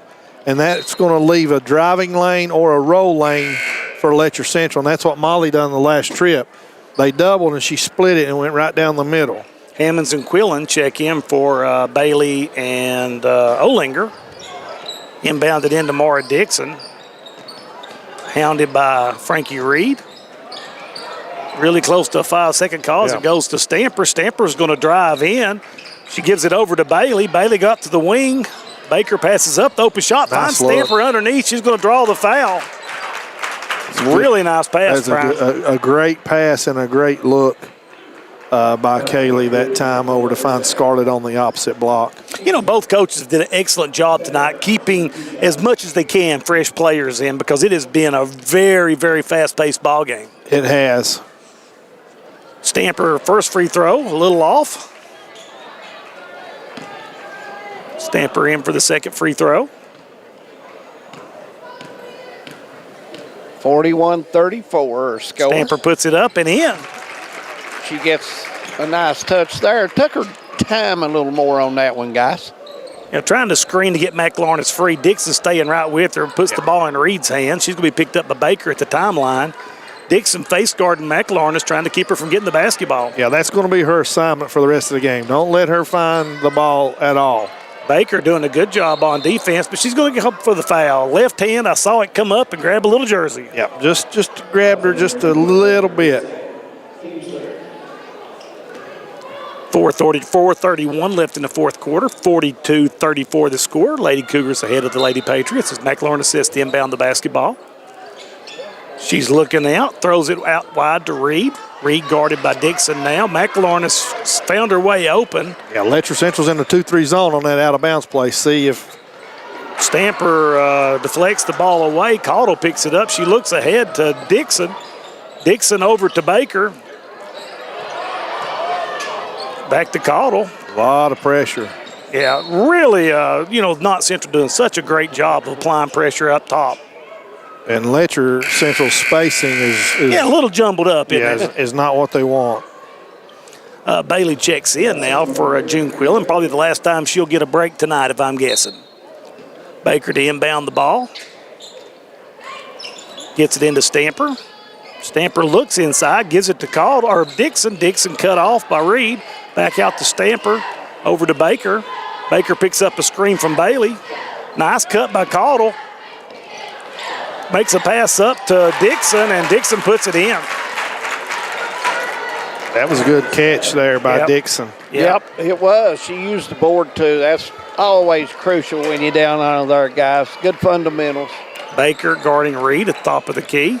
Dixon still trying to keep McLarness from getting the ball, but she gets the ball on the wing, surveys the defense, gives it back out to Riley Kraft at the top of the key. Kraft trying to go off that screen, guys. Yeah, Kraft dribbling, trying to work to that left side where she's so efficient. Dribbles in, puts up the left-hander a little short, rebounded by Bailey. Bailey into Dixon. 10-point lead, 3:16 to go as McLarness starts to apply pressure to Dixon. Over to Caudle on the wing. Caudle fakes, shoots the jumper, blocked by Reed. Frankie Reed brings the ball across, guarded by Baker. If you're Cougars, you probably want to run your offense and get that real good look. If you're Knott County, you want to put pressure on and get going and get a bucket as soon as you can. Yeah, they're going to call a foul. I'm not sure it's on Baker right there. Yep. It's Baker's third. Yeah. 2:52 left in the game. We're probably nobody in serious foul trouble. Nobody with 4. Nobody with more than 3. But with the next foul, I guess, to put the Cougars in the bonus. The Patriots in the bonus. Put Knott County in the bonus. Ball inbounded in to Combs. Letcher Central back in that 2-3 on the out-of-bounds play underneath. They must make sure they shade where McElharnis is, and you see Combs, a very good three-point shooter, puts it up. It rims out, rebounded by Stamper. She looks up to Dixon. She's in a hurry. Pulls it back out to the top of the key, gives it over to Baker. Baker going to take her time now. Looks like the Cougars may try to shorten the game just a little bit right here. Yeah, and you see Coach Keith Baker there giving the signal to run it. So he's wanting to take some clock unless you get a layup like that. And Dixon, I think, caught Patriots a little bit asleep right here. McElharnis' coach is going to call a timeout. Well, let's just leave it here, guys. Talk about our next game coming up as well. We've got a boys game coming up shortly, and looking forward to that. Both those teams overtime last time they played at Letcher County Central. Should be a great ball game, don't you think, Jim? Oh yeah, you've got teams that they know each other very well, very close, and probably it's just a great rivalry game. Absolutely. So coming back here, at what point? No, I think Knott County just pressure. Still just pressure. Just pressure. If you're not, you still want to put pressure up on the guards. Try to make them come down and shoot something quick. And we've talked before, when you're pressing, necessarily, you're not pressing to get a turnover all the time. You press to control tempo. And if they want to force Letcher Central into a quick shot, maybe get a stop, get a rebound, then they've got to come down. But they've got to get some points in a hurry. Here, they've been held to 2 points here in the fourth quarter. Who's the scorer for the Cougars so far, guys? It's been pretty. It's pretty even. Dixon, Johnson, and Bailey, Caudle, all 4, pretty close, aren't they? Yeah, Molly's got 11. Dixon's got 10. Cougars come across, the Patriots come across. Combs going to handle the ball, hounded by Baker. Now McElharnis gets the ball in her hands, and McElharnis got to make something happen right here, guarded by Dixon. Clock goes under 2 minutes. She's going to drive in and take Dixon, puts it up, draws the foul. And, McElharnis started out the season not good from the free throw line, but since then has improved dramatically. Yeah, and that's what you've got. You've got your ball handler. They have to be able to knock down free throws. Absolutely.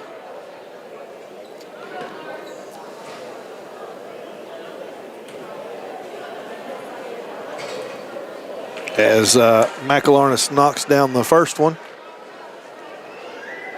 And if you're not Central, guys, you want to really put the pressure right here and double wherever you can, because the clock becomes against you. Missed on the second one, rebounded there by the Cougars. Dixon got to be aware. She's going to drive, kicks it back over to Baker. And Baker, coach's daughter, you're going to see her do, she's not going to take that bad shot. Right. As he picks up the foul from Combs.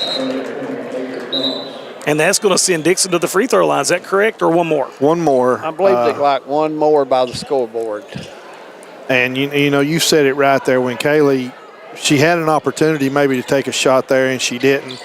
But she's probably been in the gym more than anybody else. Yeah, she was raised in the gym. And as you see right there, McElharnis fouls. Now it's going to send Caudle to the free throw line. 1:38 left. Cougars ahead 11, 46-35 over the Lady Patriots.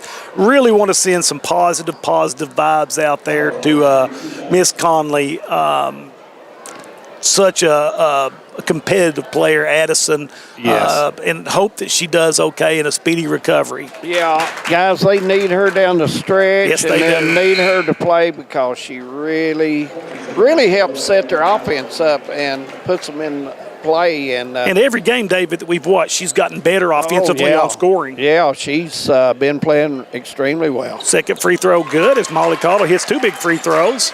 Dixon still guarding McElharnis, minute 35. McElharnis looking to drive. Dixon doing a good job staying in front of her. Kraft goes to the left, and Kraft puts it up, misses it, rebounded by Caudle. Caudle looks ahead to Bailey Howard, but doesn't make the pass. Throws it to Stamper, who nearly travels with the ball. Over to Dixon. Dixon's going to reset. They finally call the foul as Jalen Monroe fouled her. And she tried about 5 times before they called it. Yeah, Monroe, 8th grader, I believe. Is she 8th grader or freshman on the list? She's a sophomore. Is she a sophomore? Yes. I thought she was a little younger than First that. 3 throw up, and it gets the friendly roll and comes in for Dixon as the Cougars extend their lead 49-35. Second free throw coming, minute 15 left in the game. Yeah, Dixon's done a good job tonight, offensively as well as defensively. Well, I think, offensively she's did good, but defensively she's did outstanding as she gets her own rebound right there, kicks it over to Caudle, Caudle to Howard, and the Cougars reset with a minute to go, waiting on the foul. And they're going to pick it up right there from Riley Kraft. And Riley Kraft, once again, we talked about some good young players on the floor tonight. She's just an 8th grader, guys. Yeah. And she plays hard. She don't take any plays off. And both these teams, we talked about traditionally the 53rd district running through these two ball clubs, and their young players are good as well, so it looks like that tradition may continue. Yeah, Caudle doing a great job down the stretch at the free throw line. Yeah, she's perfect from the line, 3 for 3 so far in this fourth quarter. See if the mainest player, Jinx, has kicked in. What's Molly's first name there, guys? I don't have my list. Oh, Molly Caudle. Molly Caudle. Molly Caudle. She's had a good ball game tonight. She may be our player of the game. I don't know what you guys think, but I thought she hit some big shots when it was tight. Yes, she did. Caudle dribbles the ball out to Baker. Baker guarded by Reed.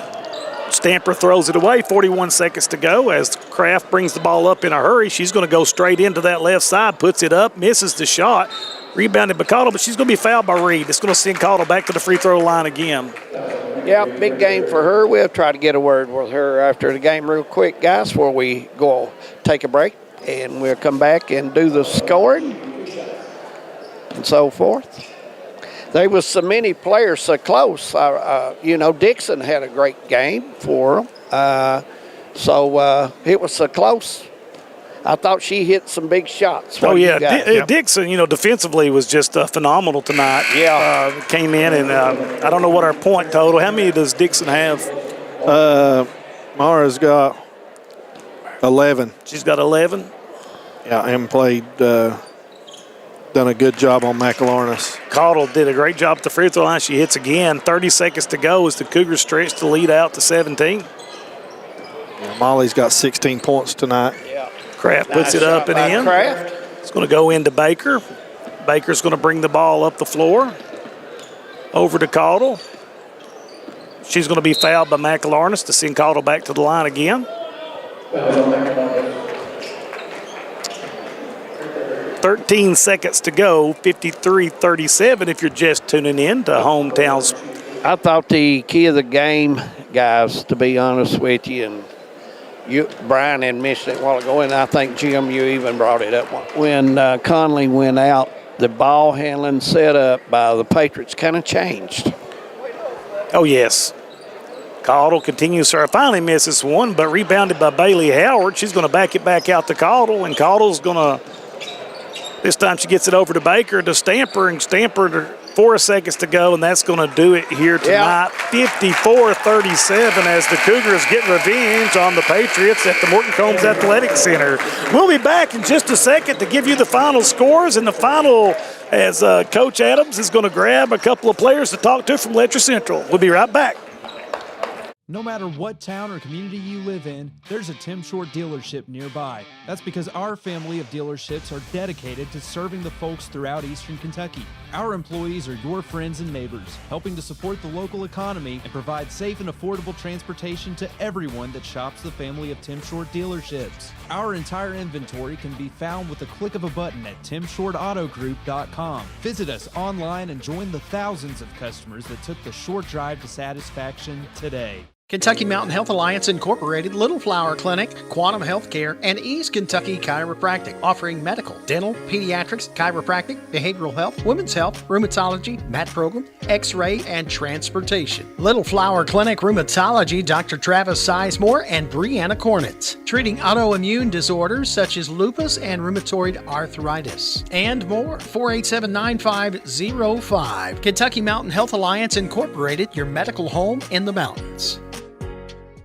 Hi, my name is Heidi Hoffensperger from Hoffensperger Law Office. Debt can feel overwhelming. The calls, the letters, the constant pressure, it's hard to see a way forward. You're not alone.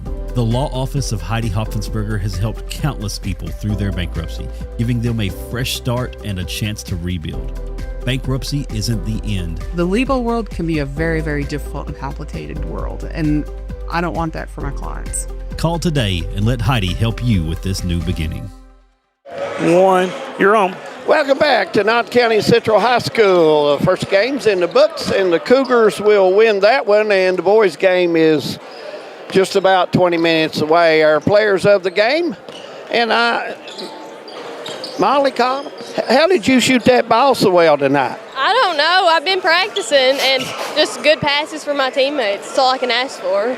I thought y'all's defense was different tonight from the last time you played, and I thought that was huge tonight. It was a big part of it. And Mara, she guarded Danny full court. Danny's really good, but Mara, her defense, it's just great. She has so much energy. She's bound to be a Dixon with that much energy. Mara, was your job tonight primarily just to play the D and help set the team up? It was probably to be the point guard, lead the team with running plays and taking out Danny, not taking her out, but guarding her tight defense full court just to slow the game down, help us more on defense. I thought the game was a physical game, especially in the paint. I thought it was on both ends, but looking through the stretch, how your all's team is coming along, I think your defense is better. Your ball handling's better as well. Definitely. It really is. We've been working on it, and it's really showing. It is.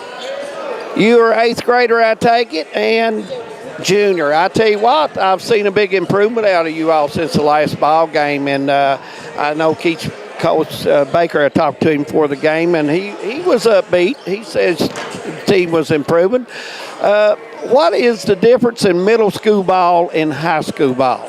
You just have to take so much more care of it and have a higher basketball IQ in general, all around. Is it any more physical or quicker? Yeah, very much. Very, very much. I want to congratulate you all on being the players of the game. It's nice talking to both of you, and look forward to seeing you again. Guys, 2 nice ball players for the Cougars as they win the first game. And the second game being warmed up in gym, they were pretty happy about their outcome tonight. Yeah, it's a good rivalry game, and Knott Central, had a really good game against Letcher Central at Whitesburg, and then they turned back around here. So, and that's what these teams do every year. It's a trade. And I talked to Keith Baker one time, and he's like, it's girls. We don't know what's going to happen out there. The young girl, high school girls, one time they win by 20, they might lose by 20 the next time. You never know. You never know what you're going to get, actually. But I thought it was a great basketball game. I think the turning point maybe, we talked about it a little bit earlier, was when Addison Conley went out with her injury. That changes your whole dynamic if you're not counting on who's going to handle the ball during this time and who's going to do this. And Letcher Central done an outstanding job defensively. And we talked about Dixon's defense on McAlarnis, and she ended up tonight with 9 points. But as a team, Letcher Central held Knott County Central to 5 points in the fourth quarter. That's impressive. And that's a big deal. Guys, with me is Coach Jeff Honeycutt. You know him and know him well. And, Coach, another district game, and you want to keep your team moving, keep improving, and keep working. Yeah, we do. This snow's kindly, I think, put us all behind, the teams. This is the first time we played since Jenkins, so it's been a few days. And from the looks of it, if we hadn't got it in tonight, it might be a few days before we play again. Yeah, Coach, they're giving us bad weather to come in here again early tomorrow morning, I believe, starting. And I know it hurts practice and it hurts the endurance. And It just sets everybody back when this happens. It does, and it's something that you can't control. So, you just got to do the best you can and simulate games as much as you can in practice. But it still ain't the true way it is. So, we got a little rust on us here tonight. So, hopefully we'll come out and compete and have opportunity to win. Coach, in this ball game, their personnel real well. There's no secret to that. What do you want to keep working on for your team tonight to get better at?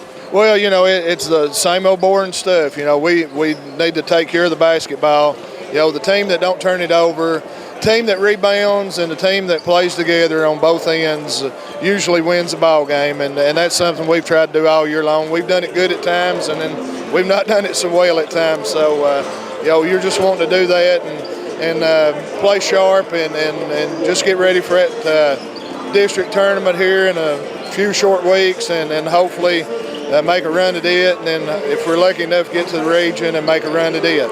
Coach, you've been doing a great job with this team this year. The kids playing hard and they're really representing their school and community well. I want you to know that and just keep up the hard work. Thank you, David. And, I've been blessed, and, we've got a good coaching staff. Administration's good. And, Kelly supports me 110%.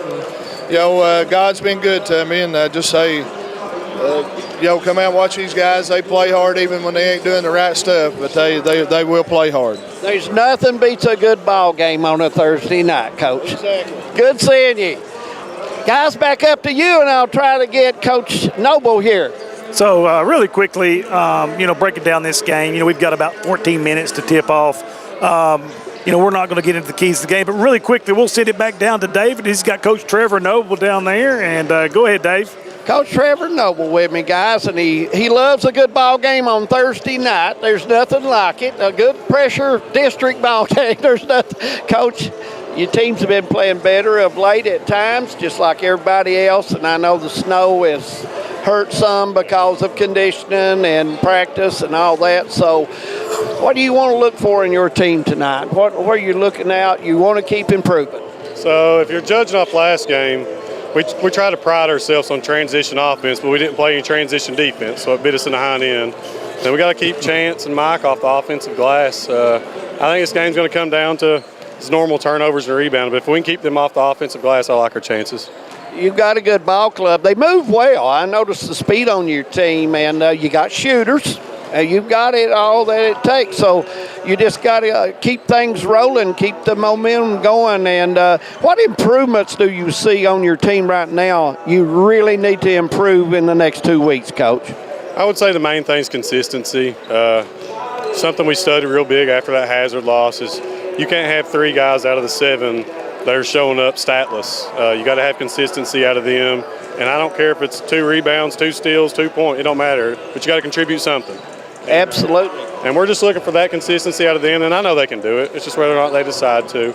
And, something with these guys, they have to decide what team they want to be. We've shown greatness in moments and we've shown weakness in moments. They got to decide what that's going to be for the rest of the year. Coach, looking at our region, you and Coach Honeycutt have 2 teams here out of the 5 or 6 teams I would pick to be an opportunity to play in the big game. Sir. Yeah, and everybody tries to keep that. We done a really poor job. Like, we were focused on that goal. We've changed our mindset to focus on the game in front of us. We don't have a goal of region anymore. We don't even have a goal of district. We have a goal of beating Knott County tonight. And hopefully this mindset can change them instead of thinking big picture, thinking of the task at hand. Absolutely. It's a good point. Coach, always good seeing you, and good luck to you tonight. Sorry about the crew you got with you tonight. I'm doing the best I can, Trevor. Hey, he bragged on you all big time, guys. Both coaches ready to go, guys. It's a big game. We're going to take a break, and when we come back, Brian and Jim Bob will talk a little basketball on the keys of the game when we come back to the Morton Combs Athletic Complex. Hometown Pharmacy of Hazard is here to meet all your prescription and healthcare needs. Pharmacist Darren Smith and the experienced staff provide fast, reliable service with the professionalism you expect. With friendly service and a commitment to quality care, Hometown Pharmacy is proud to serve the Hazard community every day. Ask about their new app. Hometown Pharmacy of Hazard, quality care, professional service right here in your community. TVS Mobile is here. Mobile service from the broadband provider you already know and trust. Powered by the nation's most reliable network. TVS is your #1 choice when you need to stay connected. With mobile plans to suit any budget and any situation, and phones from your most trusted brands. Go to tgtvsmobile.com today and see how TVS can keep you connected. The choice is yours. The time is now. TVS Mobile. For more than a century, we have stood by the people of Hazard and Eastern Kentucky. Now we begin a new chapter with a new name. People's Bank and Trust Company is now PBT Bancorp. Our look may be new, but what matters stays the same. The same local faces, the same personal service, the same commitment to your goals. PBT Bancorp is here to help you grow, plan, and build for the future. PBT Bancorp, preparing for a better tomorrow. When financial challenges threaten your future, you need clear guidance and proven solutions. Call Keisha Caldwell Feltner, Bankruptcy Express. Trusted legal experience to help you take control. From stopping creditor actions to protecting your assets. Keisha and her staff deliver efficient, reliable representation focused on results. With flexible payment options, getting the help you need is more accessible than ever. Keisha Caldwell Feltner, Bankruptcy Express. Professional service, practical solutions. The fresh start you deserve. Here at Klutz Auto Sales in Hazard, Kentucky, we specialize in used vehicles and we work with all types of credit. We're with you before and after the sale. We stand behind every car we sell, ensuring that you drive away with confidence. We want you to be totally comfortable with your purchase because at Klutz Auto, you are the priority. We've been your trusted dealer for 47 years. Visit us at Klutz Auto Sales across from Walmart on Highway 80. Call us at 606-439-5065. Welcome back to Knott County Central High School. We're between games. It's the Cougars and Knott County Central getting ready to go at it in a big district regional matchup right here on Hometown 24. Special guest, just going to take a minute with him, guys. A big sportsman, lives up Whitesburg, and his name is Tick Lewis, and he loves a basketball game. And I didn't get to go with you guys to the Glory Road days up at Fleming Neon because I had a different assignment, but I want to tell you, I'd like to be in there. I know Jim Bob got to talk to Tick, so I'm going to talk to him. I got a couple questions. Tick, it's always good to see you, buddy. Good to see you, Dave. Tell me a little bit about the high school. You watch a lot of ball games. Who's coming around and who's still struggling a little bit right now? Who's playing good ball? Well, from what I've seen, Knott County's been playing pretty good. They've gotten better. Hazard struggled a little bit, but seemed to getting things lined out again. Letcher's not there yet. We got the potential, but we're just not playing up to what we can, and we've got to do better when it counts, and it only counts in March. You're right, Tick. Hazard Prairie Central's been playing a little better, Tick. They're coming on. Powell County's got a team that's very capable of doing some good things with their team. They're one of the tallest length teams we've got in the region. I haven't seen them. They're pretty good. They're supposed to be here tomorrow night, but they've done postpone that game, so I want to pass that along to everybody. The game tomorrow night, Saturday night with Powell and Knott has been changed. That will not be played. They have rescheduled that. We will be at Hazard if the weather permits. Prairie and Hazard will be on at 7:15 tomorrow night.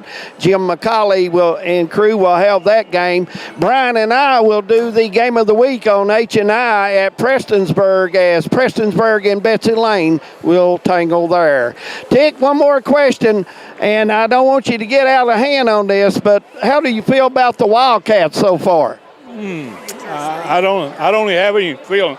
I just don't understand that. I've been watching them a long time, and I don't know what's happened. You can't play that bad with that much talent. I agree with you, Tick. I think you pretty much said it all. They've got to buckle down and get better. And I want to tell you something. It's always good to see you at ball game. Good to see you guys. I love y'all covering these games. I don't have travelers for it. You heard it from Tick Lewis. He said you don't have to travel, guys. So back up to you. It's time for the keys of the game. Yeah, and we appreciate Tick and all of his insight there, and it's great to see everybody out at these ball games, and we've got a good crowd coming in, and We're about 5.5 minutes away from the tip-off of this boys' game that we expect to be a pretty good ball game. And Jim, we're going to talk about a little bit, the keys of the game and what both coaches said. What do you think for Knott County? What do they need to do tonight? Well, I think with Knott County, it's really to establish the physicality that Chance and Michael, those guys bring. They bring that energy that they come out. And if they can, I don't use the term, to bully Letcher Central, but, the game at Letcher Central, I felt like, rebounding 50-50 balls were very one-sided to Knott Central. So I think that, if I'm Knott, I'm going to come out and set the tone early, be really physical with the Cougars, really crash the boards, because you can't, Knott Central doesn't have that one dude. You never know which dude it's going to be. Yeah, they got a collection. Yes, and, you can't say this guy's going to have 20 tonight. They've got 5 guys that if you don't guard them the right way and they get hot, they could either of them could get that. Any one of them. So I think it comes down to, like what Coach Honeycutt said, the simple things. Energy, physicality, hitting the boards. Yeah, I agree with you. And for Letcher Central on the other side, and we've talked about this, and we talked on the way over and all of that. Coach Noble, he hit it right on the head. And if you watch the game at Letcher Central, he said it. He said they pride themselves on getting transition, but they got beat in transition. Yep. And Knott County took advantage of that and would push the ball down the floor, get a quick, easy basket. So I would expect that probably will not happen tonight for Letcher Central. I would say that ship has been righted. And for Letcher Central, what they need to do is they need to compete on the glass. They need to keep Gibson off the glass. They need to keep Ambergy off the glass. They need to make sure that they're finding out the shooters. You got to know where Connor Napier is. He's averaging 12 points a game and about 2 rebounds a game. He shoots the ball extremely well. You can't let Mosley get going. It's like you said, Knott County is not just one guy that you've got to key on, because all their guys are capable of hurting you at different points in the game. Well, in the last time they played, Gibson, he was out with an injury, and you take potentially on most nights maybe their bell cow. And he didn't play that game. So, to kind of add on to what you said, Brian, Letcher Central needs to find out, and Coach Noble said it, who are they? Their identity. And that, in a nutshell, are you going to be the tough team that can go out and scrap for every single possession, or are you going to be the team that plays in spurts and then takes 2 or 3 minutes off? Yeah. I think that would definitely, to me, sum up that. Anything else you want to add? No, and you're right. They can't play like that. They have to be more consistent, and everybody has to contribute on the team to get what they want to do. I mean, you've got Delaney and Ambergy and Cam Hayes. Those 3 guys are going to kind of drive what's going on, but they've got to be more consistent. And that is our Tim Short keys of the game. Where you at, David? I'm right here. I'm headed over to the Patriots side. I got to interview Tick Lewis a while ago. I'm headed for Philip Kreif, another big basketball fan for Knott County. So, and Phillips, he's one of those guys you talk about, that is you really can't Knott County, you think Kraft. I mean, you've went through, Philip was a fine ball player in his day, and then, his son Todd was a great ball player at Knott Central, and now he's got 3 beautiful grandbabies playing for Knott Central, and you see Philip Kraft everywhere. Everybody still picking up? Yes. So as David makes his way over to Philip Kraft, we've got about 1 minute and 30 seconds left till we tip this thing off and have the starting lineups. So we'll let Brian, I guess you'll do the starting lineups here as the teams get ready to go. Yep, I'll get the starting lineups for you as we get ready to tip the ball game off here at the Morton Combs Athletic Complex. And guys, I think we're in I think we're in for a dandy ball game here tonight. You know, it's like you said earlier, both these teams know each other. All these players know each other. They're no strangers to each other. Absolutely, guys, and I've got a guest with me right now, Mr. Philip Kraft, a big basketball fan here in Knott County, and he's an old Car Creek boy, I'll say that.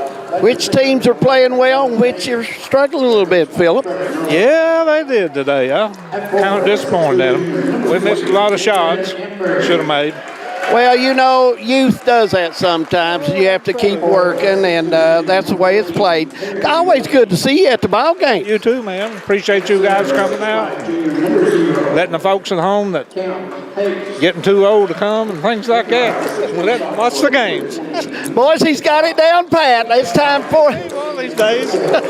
Be time for the lineups. Go ahead, take her away, guys. All right, Brian. All right, and quickly for the lineups for Letcher County Central, you're going to have 0 Cam Hayes, 3 Jaden Ambergy, 4 Logan Kahn, 14 Terry Delaney, and 20 Mason Boggs.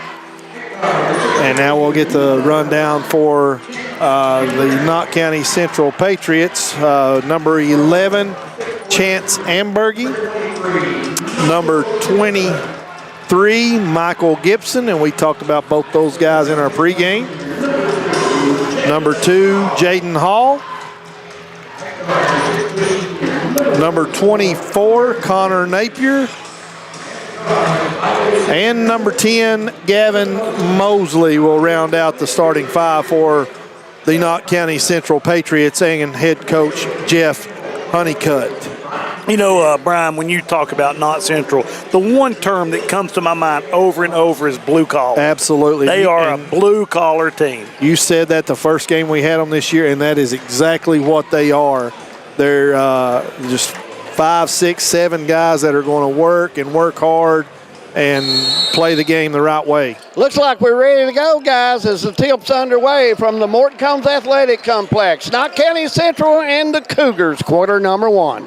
Ambergy quickly over to Mosley for 3, and Mosley rims in and out, and Kahn gets the rebound. He brings it up the floor. He's going to slow down. And Knott County's going to be man-to-man. Yep, trying to get the ball to Ambergy. Ambergy drives in, misses the little 8-foot shot. Rebounded by Gibson. Gibson guarded by Delaney. Should be a great matchup tonight. Yeah, that'll be a good matchup.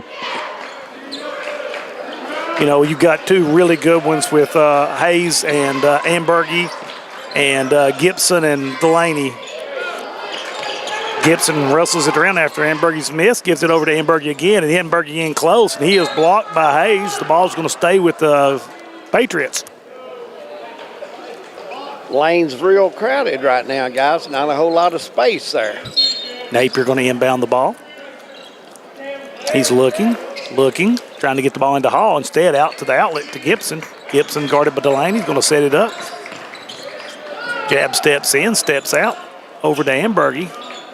Letcher Central settled into a 2-3 matchup, looks like maybe to me. Yeah, I can't really tell. Well, they're just switching when it's out there. Looks like they're giving Mosley that open. Yeah, Mosley, you know, that's his MO. You know, he sets his feet. He's going to knock that down all night long.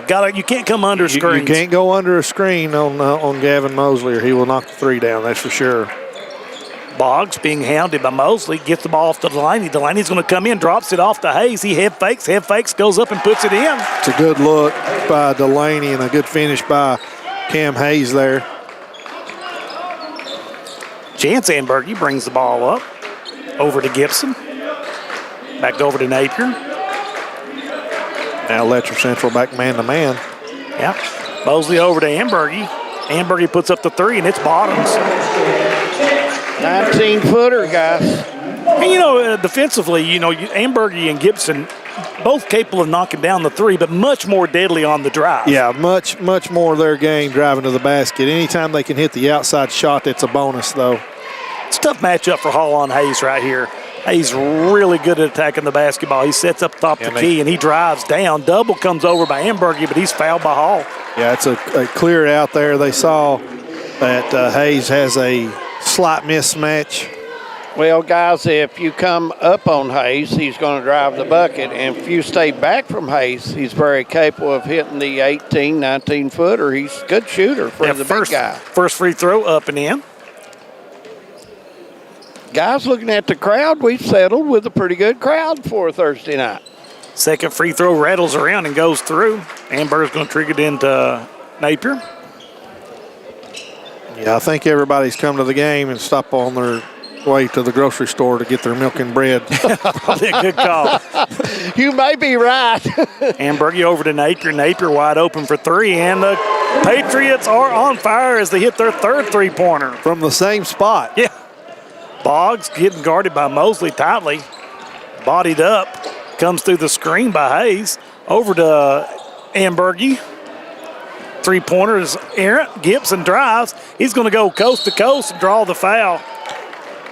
Gibson went in, and he went at the defender that time, and we've seen it so many times this year, guys, in girls' games and the boys' games, people fading back or doing whatever, and you've got to go in and make contact.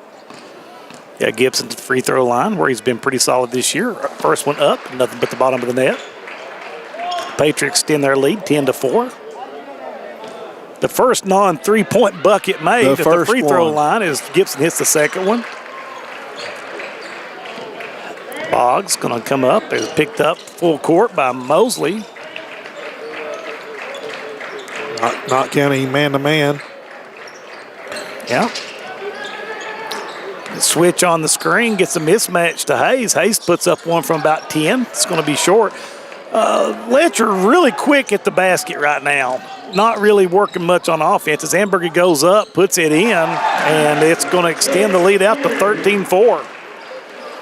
Yeah, Letcher is taking the first available shot. Yeah. Not the first best shot. Right. Yeah.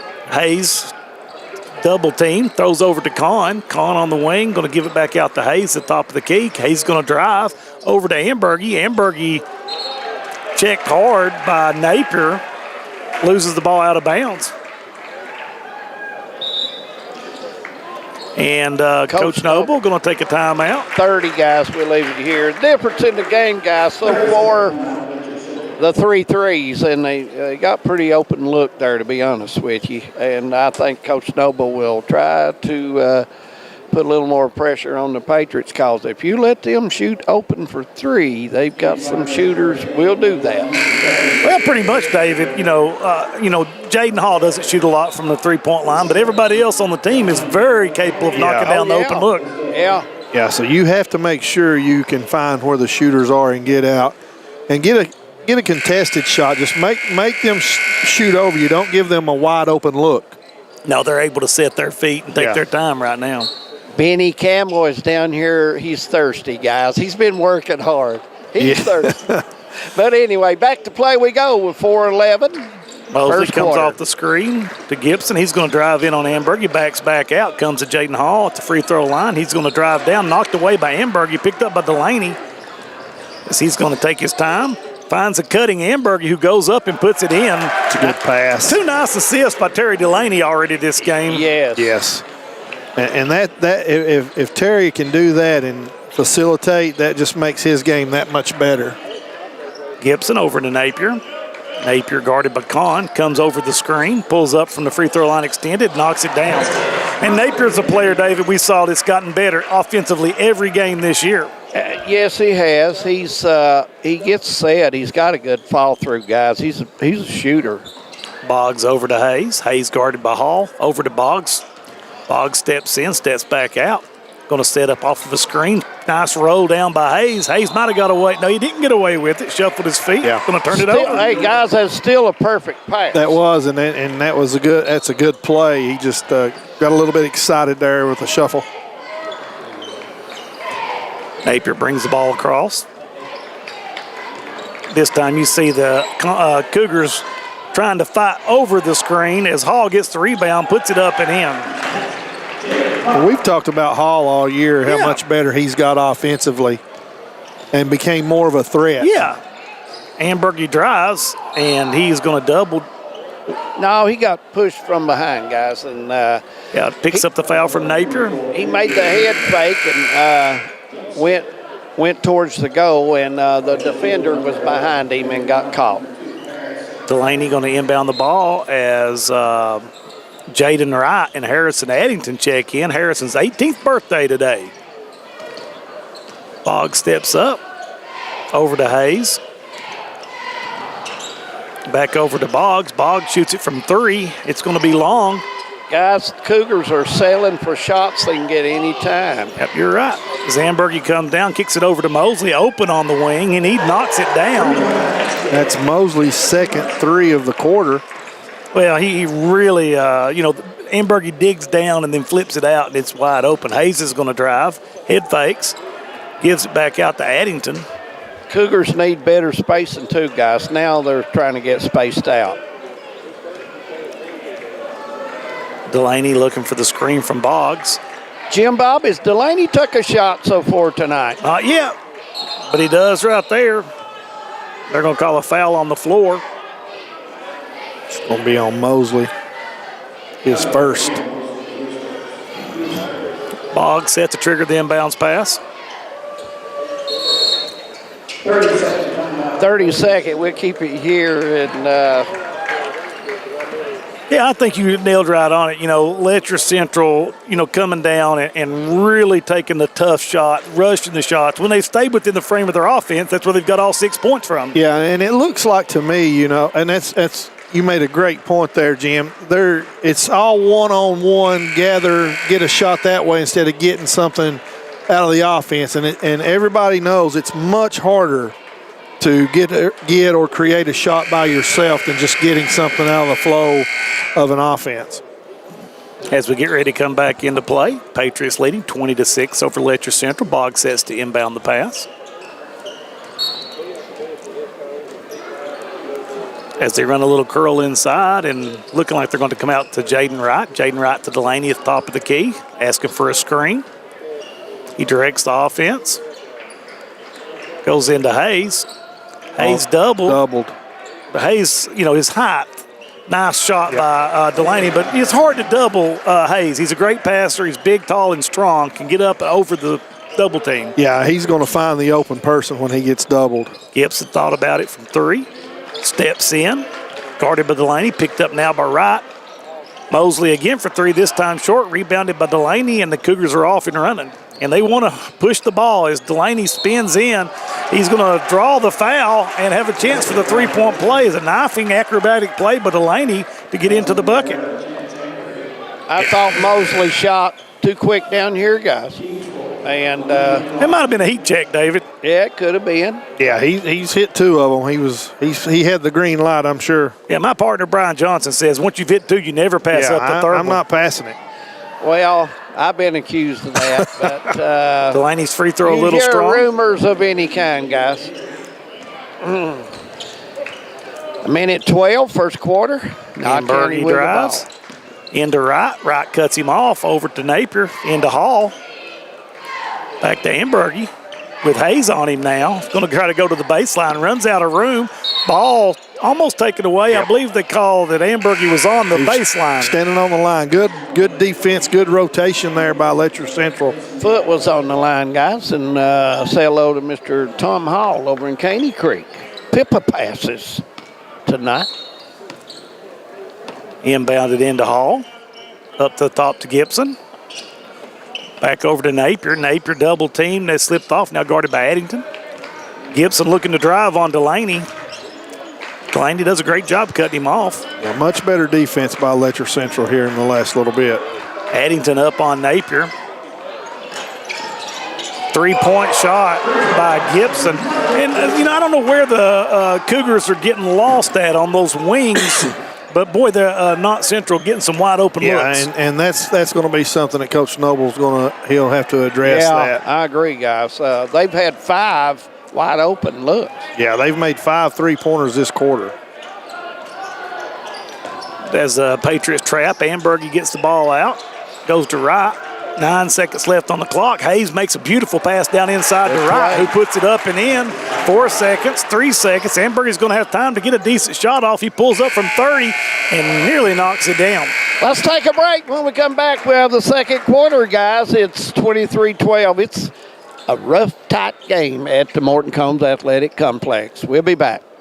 In Kentucky, we understand what matters: family, friends, community. But sometimes we hurt. At Mountain Comprehensive Care Center, we believe in hope, and Mountain's behavioral health professionals want to be there for you every step of the way. Together, we can overcome the challenges of depression, PTSD, addiction, and so much more. With behavioral health centers throughout Kentucky, your story of recovery begins at Mountain Comprehensive Care Center. Introducing WTVE TV Everywhere from TVS, the new way to watch your favorite shows, live channels, and on-demand content wherever you go. On your phone, your tablet, or your laptop, whether you're at home, on the road, or maybe somewhere you might not want to be. And the best news, TV Everywhere is already part of every TVS video plan. Sign up today for TVS and get access to your favorite content, including live college sports everywhere. Visit tvscable.com or call 606-785-3450. 2-1, you're on. Welcome back to the complex as Cougars will have the basketball to start the second quarter. 23-12 their score. And Mr. Hayes will get ready to inbound the basketball, and off and running we go, guys. Boggs back in at the point guard. Sets it up. Hayes gets the ball guarded by Hall. Lane pretty open right there. Delaney looks to take Gibson one-on-one. He drives in, gets him up in the air, takes a little Euro step and scores. Good move by Terry. Delaney with the last, he had 6 points here in a hurry. Way you use the board on that, guys. Good results. Boggs out on Napier. Over to Ambergy. Knott County setting up with 3 down low and 2 high, guys. Hall over to Ambergy for the 3. Head fakes, drives in, finger rolls, and it goes in. Nice move by Chance Ambergy. Very fundamental basketball. Yeah, and he's very, very good and very heady handling the ball, too. Tried to force the pass into the lane. He knocked away by Shane Gibson. Chance Ambergy going to bring the ball off the floor. And Shane's another player that's improved dramatically for the Patriots, really helping their rotation out. Yeah, he has. He played really well the last game at Letcher Central. A lot of high energy. Yeah. Ambergy guarded by Hayes. Taking his time, Napier comes over the screen, hits it short, but Jaden Hall right there to gobble up the rebound and put it in. Give Hall 4. Good offensive rebound there, and Letcher Central got caught on a double down screen and couldn't get out, and then they switched out and couldn't get to the rebounder. Hayes up top. Looking to go one-on-one against Hall. He spins, goes in, puts it up, and it rattles out. Quickly, the Patriots going back the other way with Napier with the ball. Over to Ambergy for the open 3. It's short, but rebounded by Gibson. Puts it up and in, and he's going to get fouled and draw the three-point play possibility. Gibson rather went up strong that time and went off the glass, guys, and made sure he had a chance of getting that ball to go. The Cougars in the first quarter did a pretty good job combating Knott Central on the boards, Brian, but second quarter already, a couple of offensive rebounds, putbacks, and right now you're getting a chance to get 3 the hard way. Yep. Gibson eyes the free throw line, puts it up. Nice looking shot. He stays perfect from the line. 3 for 3 on the night. Boggs gets his directions from Coach Noble. Ball going to be handed off to Delaney at the top of the key. Lane wide open. Yeah, Letcher's spreading everything out to try to give those driving lanes. Boggs back out to Kahn. Kahn over to Delaney. Delaney guarded by Gibson. He drives in, pulls up from 10. It's going to rattle out, and Knott Central gets the rebounds. Jaden Hall grabs another board. I still like Delaney's move, guys. Good spin move, and he got a pretty good look. Yep, Gibson drives in, out to Napier, over to Amberg. He's going to go baseline, cut off. Pecan spins, puts it up. Delaney pulls down the rebound, looks ahead. He's going to go over to the side to Gillum for three. Gillum's going to be a little long, and heading back the other way. Up ahead to Shane Gibson, and it's going to go out of bounds to the Cougars. The rebound after the bump down there, he was kind of off balance, and Shane Gibson down here to get the ball, he ended up off balance too, guys, when he tried to touch it. So made it a tough play that it was. Yeah, and Knott County right now are controlling the boards, much like Coach Honeycutt said he needed to do. Gillum for three again. This time it's good. Gillum, a nice looking shot there. Good follow through, guys. Ambergy looks over the defense of the Cougars, goes off to Gibson as they patiently set up their play. Good spacing right now for the Patriots. Yeah, and they're very disciplined, and they run their stuff really good. Boggs on Napier, over to Gibson, top of the key, guarded by Delaney, and he traveled. Yeah. So big possession right here for the Cougars as they've whittled into this lead a little bit. Yeah, they need to get a good offensive set here at Letcher Central and get a good shot. And if you've seen, they've been trying to spread Knott County out to give themselves some driving lanes. Drew Little checking in for the Patriots. Ball goes into Delaney at the free throw line. Guarded by Gibson, doubled by Little, over to Boggs, open for three. It's going to be long. Ambergy battling for the rebound. And looks like Terry Delaney gets the ball as he trips out of bounds, and it's going to go to the Patriots. And that's not a bad set right there. They got a good double team, a good kick out. Just got to knock down the shots. You just got to knock it down. There's nothing wrong with that. Yeah. Little going to take over the point position for the Patriots, guarded by Ambergy. And Little's another good-looking freshman. Oh, he sure is. Wide open on the end, but Napier bobbled it. Back over to Ambergy. Ambergy guarded by Kahn as he takes his time. Is he going to get a screen from Shane Gibson as he rolls down inside? Little steps back out to Ambergy. Ambergy drives, very physical drive, blocked by Gillum, and Delaney comes out with it in a hurry. He's got a 3-on-1, steps through with the left hand and puts it in. Cougars have cut it to 11, 3:11 left in the second quarter. Napier looks at the time clock, crosses the half court. He drives in, and he's going to pick up a foul from Boggs. Yeah, he got the edge, and Mason couldn't do anything but foul him to keep him from getting in there and shooting an easy shot. Yeah, it kind of reminds you like an Otega Owe. When he gets that shoulder around, it's really hard to stop them when they're going in. Yeah, you get that shoulder past them, and you're pretty much home free. I don't think that the Patriots have missed a free throw yet. They have not. They are a perfect 4 for 4. See if we just done the Manus Blair jinx on them. Napier eyes the free throw, puts it up, and nothing but the bottom. Most of the time, guys, when you play a Coach Honeycutt team, if you notice Breathitt County last season going to the line, they was a pretty good free throw shooting team. Boggs guarded by Gibson, goes over to Kahn. Back over to Amberg. He looks inside to Delaney. Delaney tries to get the pass off, but he's fouled by Napier. Delaney had his teammate over there, guys. He was trying to hit him and got hit on the arm. He's going to inbound the ball. Screens trying to get Delaney the basketball. He gets it inside, makes an errant pass, and told by Chance Ambergy as he goes the other way with it, guarded by Ambergy. And I don't know what happened there. I believe it was a walk, and that's what it was called. Yep. Got down in there, maybe got a little too deep, nowhere to go. Yeah, the defense closed on him, guys, and he had 3 on him. He couldn't do the spin or anything, and he, like you said, Brian, maybe a little too deep. Yeah, a little too deep, nowhere to go.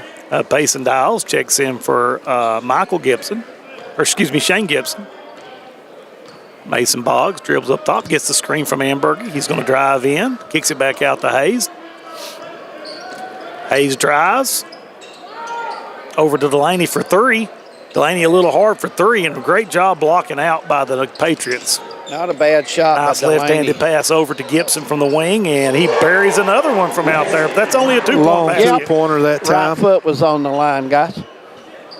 Hayes over to Ambergy. Ambergy drives in, clears it out, partially blocked, taken away by Delaney, but no, Ambergy's on the run. It's a 3-on-1 to Dials. Dials back out to Gibson again. Gibson for three, and Gibson is feeling it. Give him his third three-pointer on the night. Gibson playing a little string music Hyman right now, guys. Gibson's got 13 on the night so far. Really having a good ball game. Yeah, Gibson, every game we've watched him play, just gets better and better. Over to Ambergy on the wing for three, and it's good. Nice touch by Ambergy on this right side, guys. 37-22, minute 17 to go.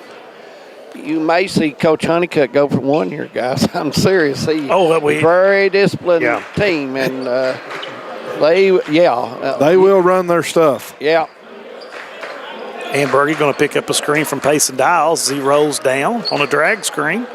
Gibson head fakes, goes in, gets it over to Napier on the wing. Napier's three short, rebounded, controlled by Little, and he puts up a wow, nice. That little freshman is going to be a dandy. Yes, he is. Mason Boggs, 41 seconds to go. Over to Delaney.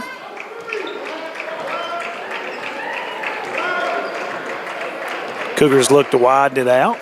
Gibson to Delaney. And we got Ambergy. You see where they put Ambergy right in the middle to cut off that drive. Yeah. He's going to come up on the double team now. Got to make him give it up. Yep. Hayes looks over, skip pass over to Ambergy. Ambergy to Boggs. Boggs comes to top the key and back to Delaney again. Guarded by Gibson, 14 seconds to go. Asking for a screen. Back over to Boggs. Boggs drives in. Euro step, puts it up, no good. 4 seconds to go. Three. Gibson looks up to Napier. Napier shoots a three at the buzzer, no good. And at the half, 39-22, all Patriots. We'll be back. Yep. There are buttons to button, snacks to prepare, math problems to help with, and boo-boos to kiss. If you have people who need you, you need life insurance. Talk to a Kentucky Farm Bureau agent about a policy that protects the ones you love. Kentucky Farm Bureau Insurance. Big on commitment. This is News 12. Since 1985, Hometown 24 has been serving this community with local programming produced by local people. Hornets want to air it out. He's got a man out here. Linden caught at the 45. Using the latest video technology to bring you the news, sports, and local events that matter to you. First on your Hometown News tonight. I'm Harold Mullins, and thanks for joining us. 40 years is a long time in Eastern Kentucky. Here's to 40 more. Great communities attract talented people to live, work, and raise their families. We're committed to delivering future-proof broadband so our friends, families, and neighbors can live rich lives in smart rural communities across America. Your community is our community. We're your rural broadband partners. You do great things. We make great things possible. My name is Emily, and I'm from Laurel County. When I was searching for a college, I wanted to find a place that felt like home and where I could make a difference. The moment I stepped on Alice Lloyd's campus, I knew this was where I belonged. There's a sense of community here and a focus on serving others that you can't find at other colleges. For me, it wasn't just about continuing education. It was about being a part of something bigger. Apply now to find your home at alc.edu.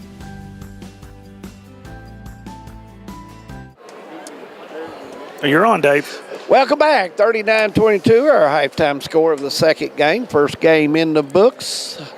Letcher Central girls with the victory tonight in that game. And guys, make it short and sweet. Not Central, when they get an open look, the net has been jerking. Oh yeah, they're knocking it down. They're hitting open shots. They're running their stuff. And you alluded to it at the beginning of the game. They're one of the 4 or 5 teams that we think could make a run in the region. Don't you agree, Jim? 100%. And, you know, the thing of watching Knott Central play, you know, we talked about blue collar, but another word that comes to mind, they're very disciplined. Yeah. They put themselves in a situation to be able to make the plays, and they execute at a very high level. And they're not going to beat themselves. No. And Coach Honeycutt has done a fantastic job with them. They run their stuff well. They're really disciplined, as Jim said. They've got good spacing. And, you know, they've got shooters. And if those shooters get an open shot or open look, they can knock it down. It makes it really difficult for the opposing team. Hey, you want to run over the scores real quick, Brian? Yeah. All right. First, we will go with the Knott County Central Patriots. Number 2, Jordan Hall ended up the first half with 4. Mosley with 6. Chance Ambergy with 7. Michael Gibson with 13 and 2 3-pointers in that first half. Connor Napier with 7 and Drew Little with 2 for a total of 39. For the Letcher County Central Cougars, the first half we go with Cam Hayes with 4, Jaden Ambergy with 5, Alex Gillum came in and hit a 3 in the second quarter, Terry Delaney with 8, and Jaden Wright with 2 for a total of 22. All right, Brian, so let's talk a little bit. We've got a couple minutes, then we'll take a break. But, you know, what does Letcher Central need to do to get back into this ballgame? First and foremost, they're going to have to make sure they find the shooters of Knott County and limit them on their 3-point shots. You know, I think they have 5 in that, 5 or 6 in the first half. They had 5 real good looks. Yeah, guys. and you know, when you make that many threes and you push that lead out like that, it gets a little bit more difficult. But they need to make sure they can find the shooters. Other than that, defensively, they wasn't bad. And Knott County they kept Letcher Central off the offensive glass. I'm not sure if they had more than 2 offensive rebounds in that first half. They need to crash the boards and try to create some offensive glass opportunities for easy putbacks to start this second half. Are there any adjustments that you think Knott Central needs to make? I mean, it's pretty smooth sailing for them. Yeah, if I'm Knott and I'm Coach Honeycutt, which I know he's not going to be happy with what happened in the first half. He's going to find something to say, hey, we need to do this better. But if they can keep doing what they just did the first half, I think he'll be pretty happy at the end of the game. You know, they ran their stuff well. They hit the open guy. But the thing is, when you in high school basketball, those guys have to keep making those shots, and sometimes it gets a little fool's gold. You know, if you hit 5 or 6 threes in a half, you're thinking, well, I'm going to hit them all, and you can go cold. Yeah, well, you know, that's the reason nobody shoots 100%. Absolutely. You know, we talk about this all the time. You know, you look at the percentages. You know, we'll go over the stats before the game, print things off, and look at them. And if somebody's a 40% shooter, which is really good for a 3-point shooter, yes, it is. But you know, they make 4 or 5. Odds are, at some point, it's going to come back to reality. It's going to even out, and you know, if Knott continues to shoot the way they shot the first half, they'll be successful in this half. And, you know, I think that the Cougars did a pretty good job cutting the drives off, and that's usually where Knott Central does the most damage. Ambergy and Gibson driving to the basket, but they did a pretty good job with that. But with doing that, they've really, not been able to run the shooters off the 3-point line. That's right. If they took that away and took the driving lane away, but what did that do? That left the outside open a little bit, and they were just a little slow on recovery. And it's hard to cover that much area when you're stopping that drive. But they done what else they did too. Coach Noble had talked about transition defense, and they've done a better job on that and not letting Knott County get out and outrun them down the floor. All right, we're going to take a break here, and we're going to come back with second half action from the best sports that you could ever listen to here on TVS. Thank you, guys. We'll be back.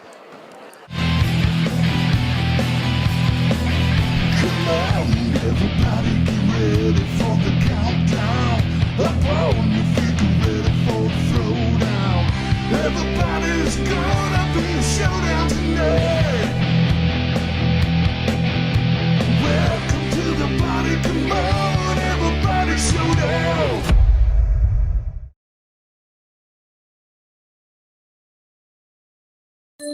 Hey, it's Kristen from Appalachian Wireless. We're local. We own the network, service the network, and guess what? We know our network. Saving money? We make that easy. Share and save by referring a friend. Switch today and save. Or do you just want to try us out? Try our free eSIM trial today. Deals on new phones with lots of ways to start saving. Your wallet will even thank us later. This isn't a new game for us. It's the long game for us, and we're here to make sure that you stay connected. Visit us in one of our many retail locations or online at AppalachianWireless.com. Because we are you, we're Appalachian Wireless. Brain health affects how we think, learn, and live. When it is ignored, the impact spreads into our classes, our friendships, and even our stability. It affects our families, communities, and even our ability to afford basic needs. But prevention can stop the chain. Sleep, hydration, movement, connection, and asking for help can protect our minds. What keeps you going? Your love for the game? Your teammates? A victory? At ARH Orthopedics, our goal is to keep you pain-free so your body can keep going. There's no time for discomfort in your joints or ligaments caused by an injury. ARH Orthopedic providers specialize in treatment plans, from non-surgical and surgical options, so your care is entirely centered around you. Visit arh.org/ortho to find an orthopedic provider near you. ARH, more for Appalachia.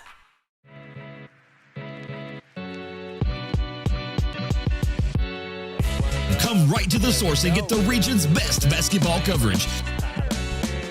HT24 puts you right in the middle of the action, and it's free to watch on Facebook. Watch the state's most exciting basketball right here with HT24.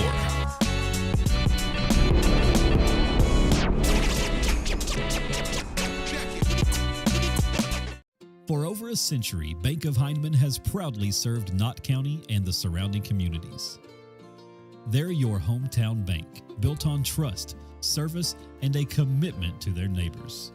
With online banking, bill pay, and mobile deposit, they blend today's convenience with the personal service you've always known. Visit them on the Hyman Bypass or at the Holly Hills Shopping Center. Bank of Hyman, where tradition and trust still matter. You're on. Welcome back to the Bank of Hyman Hometown 24 games of the week as we're getting ready to start the second half. Here in Knott County Central, we'll have the basketball, and the lead of the Cougars will be on defense to get us started. Mosley will bring it up for Knott County. Yeah, the original starting five back in for both teams is Boggs harassing Mosley outside, goes to Ambergy on the wing. He's guarded by Hayes still. Inside the hall, Ambergy strips it away, but Gibson able to wrangle it down as it goes over to Napier. Napier going to pick up a screen from Hall. Back over to Ambergy for the three, and it's going to be short. Delaney gets the rebound. Nice defensive stand that time by Letcher Central. That's what they needed. Ambergy with the full head of steam comes in, puts it up, and it's short. Rebound by Delaney, who puts it in. Nice job on the boards. And you said it, Brian, offensive rebounding has to improve. Yeah, that was a strong rebound as he muscled it up, guys, and put it back on the glass. Ball inbound into Gibson as the Cougars pick up, looks like a little token pressure. Mosley's going to come down over to Napier. Napier guarded by Kahn. You can watch Letcher Central's going to extend the defensive pressure a little bit starting this half to see what they can get going. Ambergy in, nice pass blocked by Boggs, and they're going to call a foul on Boggs right there.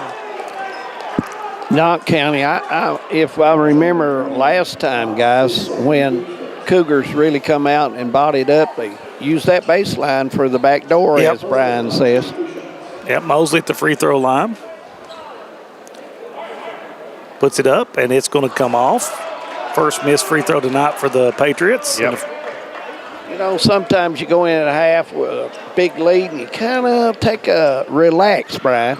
Yeah, you do. Misses them both, rebounded by Delaney. And when you relax with that three-point line, guys, anything's possible. Kahn to Hayes. Hayes is going to drive to head fakes, but he's going to drag his foot. Yeah, turns it over.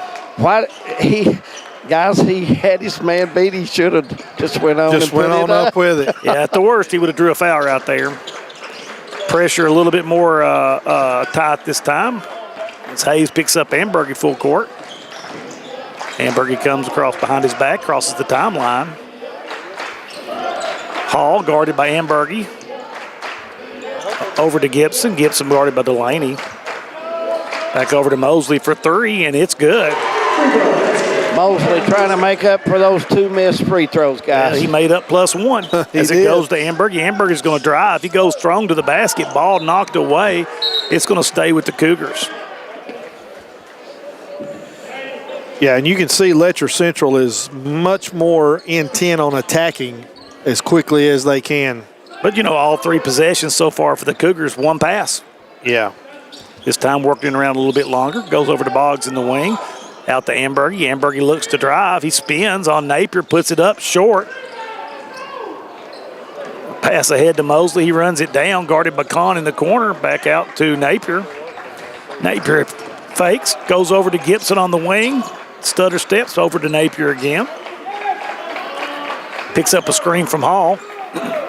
Back over to Ambergy. Up to Gibson. Patriots in no hurry. Ball over to Mosley now. Mosley guarded by Boggs. He's going to pick up a foul there. Boggs kind of catches him with a little bit of his hip as he comes around trying to fight through the screen. That's the 3rd foul on Mason. Yeah, Eddington and Gillum are going to check in right now for Ambergy and Boggs. Hustle foul, guys. Coach don't mind those, but, you know, you hate that is his 3rd foul because he is playing hard defense right now for the Cougars. Ball out top to Ambergy, guarded by Hayes. Looking to pick up the screen from Hall. Goes under the screen, gives the lane up into Ambergy.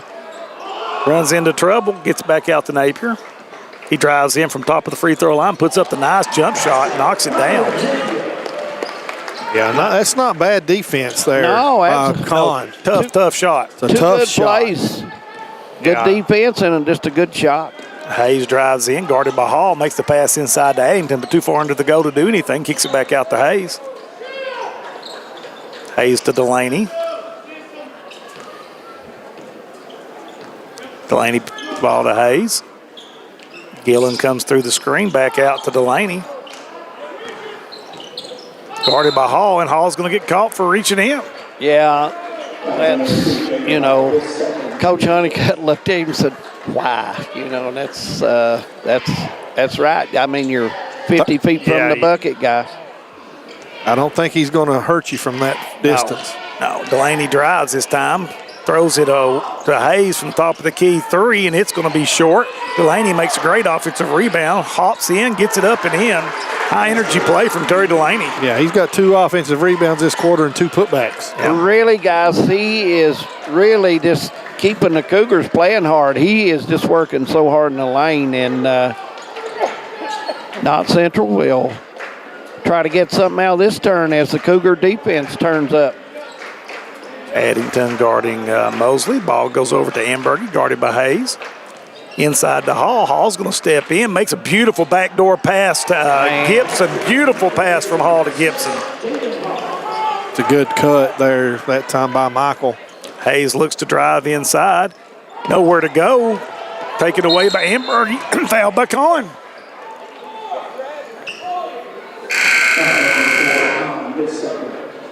Cougars driving the ball, guys, and they're going to the baseline a lot. And, Brian, you said it earlier, that's a defender too. Yeah, when you get down there too deep, you've got nowhere to go.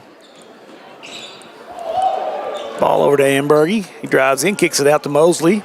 Mosley misses the 3.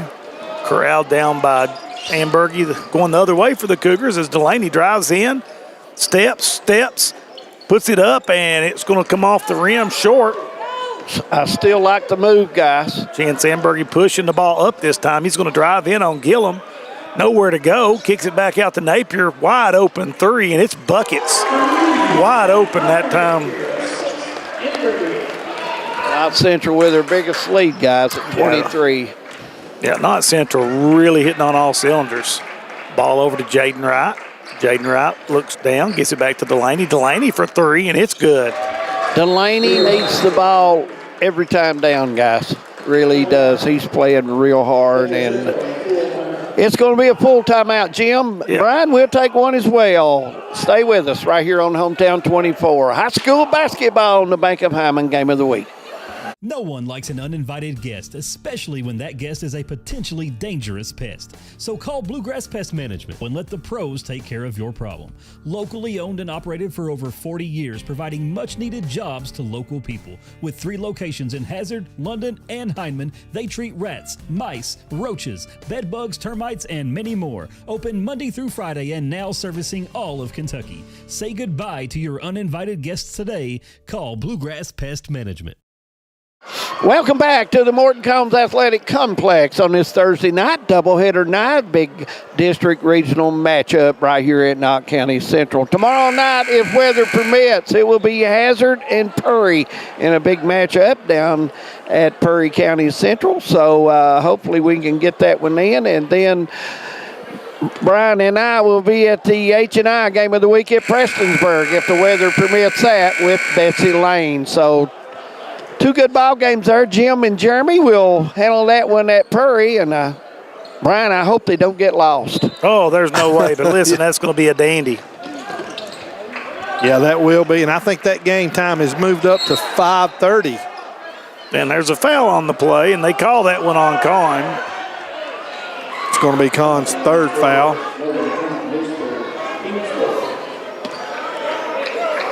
Yeah, a little chippy right here. Yep. Ball goes into Mosley. It's going to take his time. 2:53 left remaining in the 3rd quarter. 49-29 Patriots. Ball goes over to Gibson on the wing. Thinks about it. Decides to pull it down. Guarded by Delaney. Spins inside. Cut off by Wright. Back over to Hall. Hall steps in. Makes a nice move. This foul called on Jaden Wright that time. I think he called it on 4. Going to be on Kahn. No. It's going to be his 4th. After a quick break, Hayes is going to come back in. I think Addington's going to replace Kahn. Jaden Hall eyes the free throw. Puts it up. Now Central 0 for 3 in this half. Yep, you're right. Free throws, guy. You're right, Dave. They've not made a free throw this half after being perfect in the first half. Yeah, they've given the Cougars a couple of windows to get back in, but Cougars unable to answer it. Hayes looks up, makes a long pass to Hayes. Nice catch from Hayes. Steps back to the 3-point line. Misses it all. And Boggs is going to get called for the foul as the foul trouble continues to mount, as that is the fourth on Boggs. Yeah, and that's, you don't want to foul, as David said earlier, 80 feet away from the basket. You're just hurting your cause when you do that, guys. Mosley is 0 for 2 in the 3rd quarter shooting free throws. So, yeah, he's like, let's just back it on out to the 3-point line, David. It's an easier shot for him. Yeah, it's too close. Mosley had a real fine game so far. Yeah, he's got 10 points, shooting for 11. And it's in. He's got his sights set a little closer this time. Cougars going to have to start really trying to cut into this lead here. Yeah, and Gavin averages 5.5 a game. He's already got 11, so he's doubled. Yep, he's playing big tonight. Gillum wide open for the 3. It's in and out, rebounded by Delaney. Goes back up, and Delaney continuing to work hard on the offensive glass for the Cougars. Guys, he's playing extremely hard. I'm telling you, he's like Chance Ambergy and Michael of Knott County. They don't take a play off, and he doesn't either. Yeah, he's got 9 in the quarter. Looks to give it up to Gibson. Gibson back out to Napier. Napier thought about it, pulls into that free throw line. He's been good there tonight, but that one a little bit short. Delaney's got the ball coming the other way. He looks up, gives it over to Hayes. Hayes is going to flip it over to Boggs. Boggs playing with 4 fouls in the 3rd quarter. Guarded by Mosley. Gillum trying to work his way open to as Hayes gets the ball. He drives in, finds a little window, puts it up and in. That was easy, guys, on defense that time. They just did not scoot over like they normally have been doing this game. And Berge beats Hayes across the timeline. Pulls it up, sets the offense. Looks into Gibson. Gibson guarded by Delaney. Over to Hall. Napier shows 3, drives by, cut off by Addington. Ambergy drives in. Nice strong move by Ambergy. Misses the shot, gets his own rebound, goes up, and he's going to draw the foul. And I believe that foul is going to be on Hayes. Yep. It's his first. Yeah, good defensive play that time, to cut him off. But, Ambergy's relentless on the offensive glass. With 53 seconds on the clock, guys, notice Coach Honeycutt is probably going to give 3 guys a break for this 53 seconds. A little short on the first free throw. Gibson is going to take a break. He's not been out.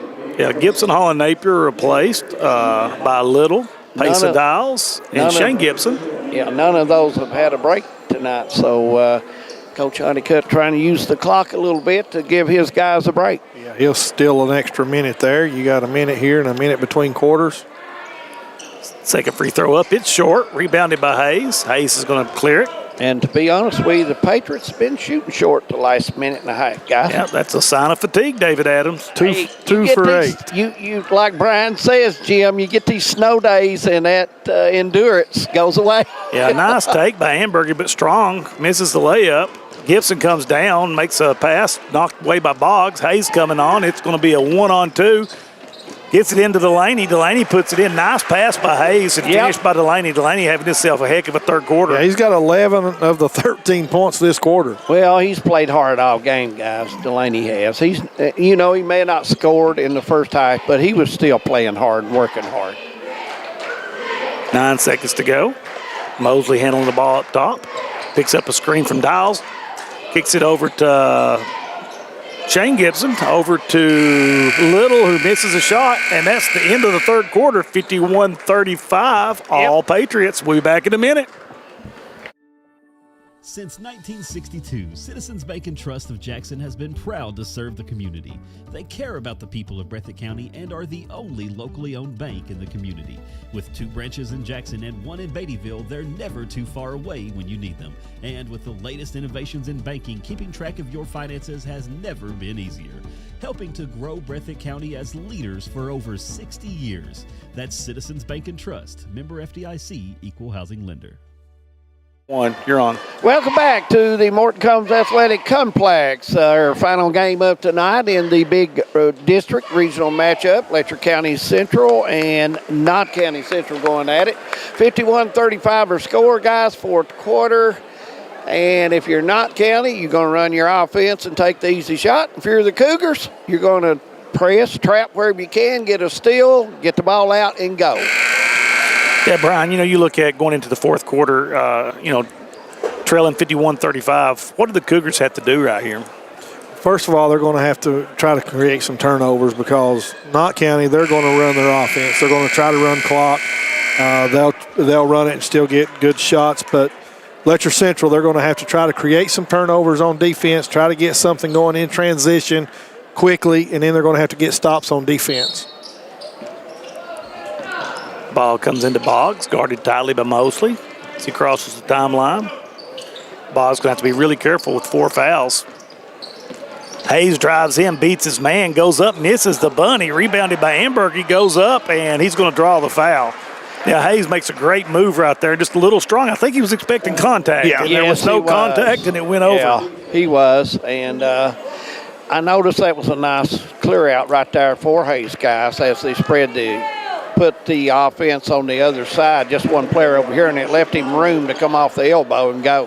Yeah, and Letcher needs to get Jaden Ambergy a little bit more involved. He's averaging almost 15 a game. He's just got 7. Yeah, knocks down both free throws. Ambergy guarding Little up top. Over to Chance Ambergy. A lot of Ambergys out there. We got Ambergys all over the floor. Shane Gibson guarded by Delaney. Throws it over to Dials. Dials guarded by Gillum. Almost walks right there. Over to Ambergy. Thinks about it. Finds a little wide open. Nice pass by Ambergy. As the defense collapses to him, he drops it down to Little for the easy bucket. Little uses the glass well for a young player, guys. Oh, David Adams likes the glass. He likes you got to use it. That's Brian. No glass, no points most of the time. Ambergy looking. Throws it over to Hayes. Hayes backing Dials down. No call as Hayes puts it in. Dials tries to draw the charge. Mosley comes up. Picked up by Mason Boggs. Calling for the screen right here. Dials slips down Little open at 8 foot, and it's going to roll in. Boys, Mr. Little has come in. He's just come to play. Just that little curl and opens up wide open at the 8 foot spot. Yeah, that's a nice little shot, and Little for a freshman, he's shown signs of going to be a very good ball player. Hayes comes in, going to shoot the little short jumper, and it's good. Cougars offense kind of coming to life right here, 55-41. 6:18 left in the fourth quarter. Is that a 30, guys? I didn't see it. They've not made a signal yet. It's going to be a no, full. It's a full. Let's take a full. We'll come back right after this. Stay with us on Hometown 24. It's the Bank of Hyman game. TVS has made a commitment to bringing you the best channel lineups and most diverse video packages available. We are proud to introduce Broadband TV, our newest and most affordable video package yet. 48 of the most watched channels we offer, some new channels only available with this package, and over 300 of the best free ad-supported channels available, all for only $29.95. Welcome back to the Morton Combs Athletic Complex right here on the campus, Knott County Central High School. And guys, what a fine place to come and watch a basketball game. Hey, it's the mecca of basketball here in the 14th region. Not a more beautiful facility than the Morton Combs Athletic Complex. Not a bad seat in the house. That's what I was going to say. There's not a bad seat in the house. And good concession stand and any kind of sandwich you want. Jim, your favorite's up there for the fried bologna. That fried bologna. Yep. Little comes across half court, picked up by Boggs, over to Pace and Dials, guarded by Ambergy. Gibson looks to drive, backs it back out. Over to Napier. Napier guarded by Hayes. Now you watch Knott County, they're going to be really patient. They're not going to stall, but they're going to run their stuff. They're running the flex offense right now. Over to Dials on the wing. Dials makes the pass across to Napier. Napier for three. Napier a little short. Chased down by Amberger. He's off to the races against Dials. One-on-one. Puts it up. Draws the foul as Justin Amberger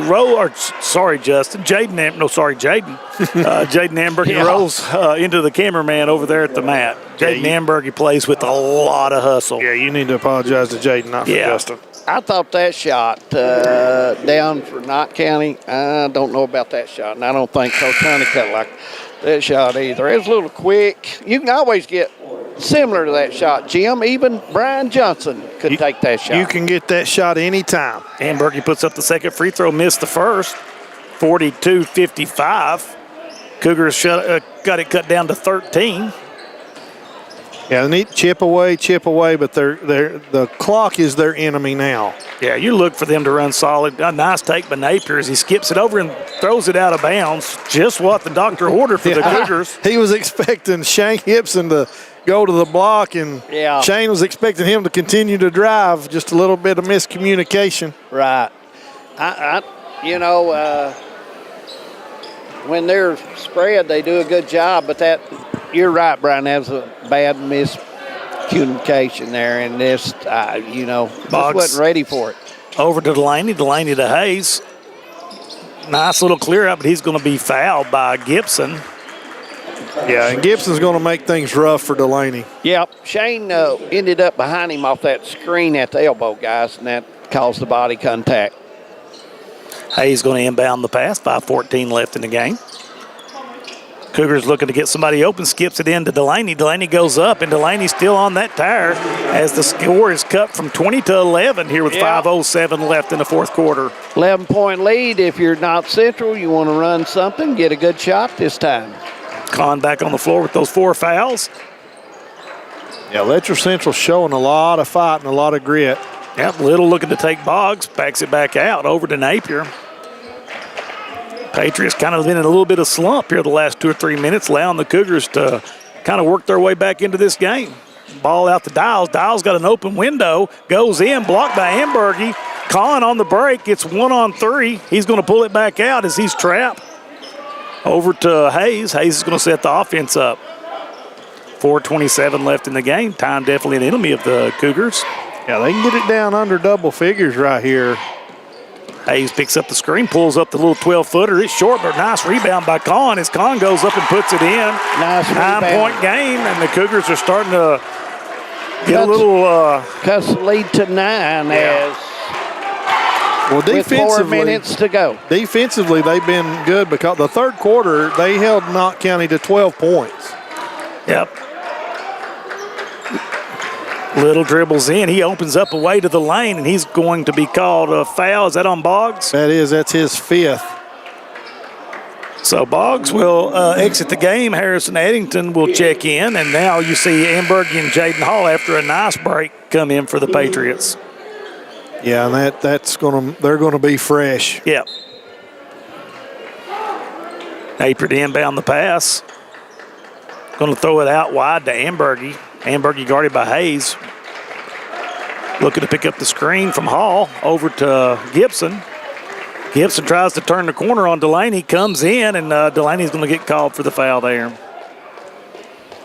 Yeah, we talk about getting your shoulder turned. Getting your shoulder past him, and if you get your shoulder past the defensive guy, you can kind of dictate what's going to happen. You can either get an open shot, you can get a drive to the basket, draw a foul.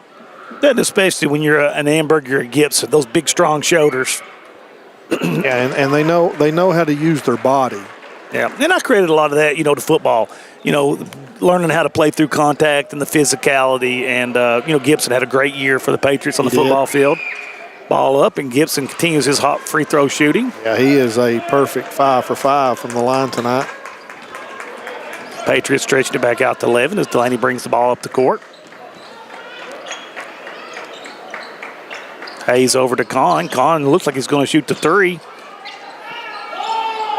And he draws the foul. Can't get the bucket to fall, but, I've said this a lot of times about Kahn. He plays like a 40-year-old man.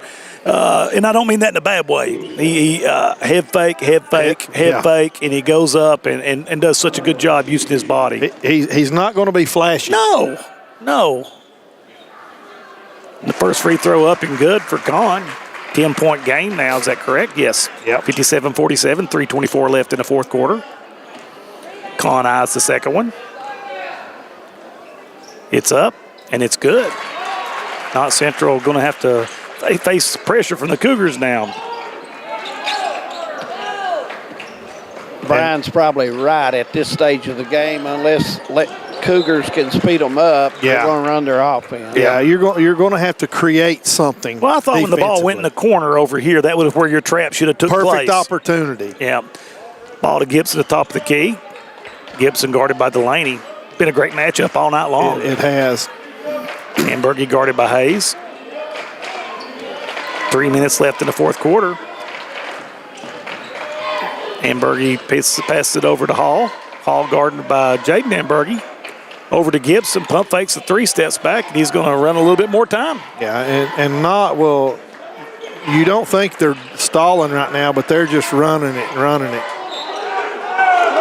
Yeah, nearly knocked away by Hayes as Ambergy will. At what point do you have to start fouling? If they run another 10 or 15 seconds off the clock, you're going to have to look at that. Yeah, Gibson get the ball across the timeline. Going to hand it off to Hayes. Comes through the screen by Gibson. And you have to think Letcher's just got 2 fouls, so it's going to take 3 more to get them in for the bonus. Over to Napier. Napier fights through the double team. Stolen away by Delaney. Can't take the ball to the corner guy. Delaney to Kahn. Kahn head fakes, shoots a 3. It's going to be short, but rebounded by Ambergy. And Little's going to foul him on the floor right there.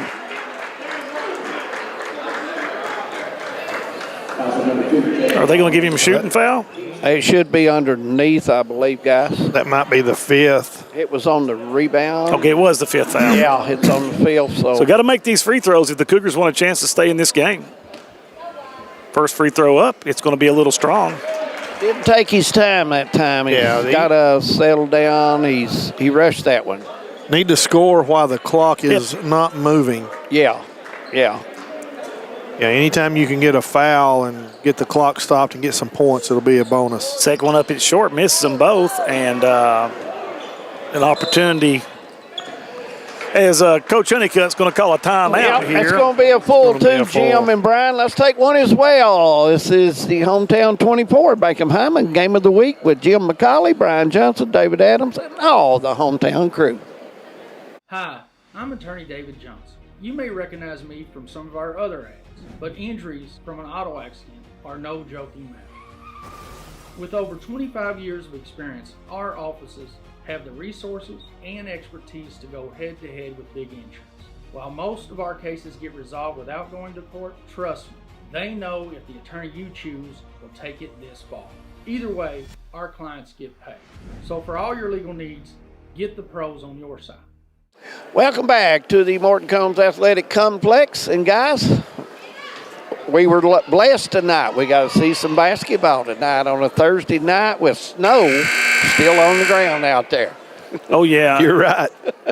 And you know what started out, I felt like, it was all Knott Central for 2.5 quarters, but the Cougars have kind of chipped away and kind of made this, it's going to become down to free throw shooting. Yeah, I agree. And I think for the last 2.5 quarters, you're right. I think Letcher Central has outplayed Knott County.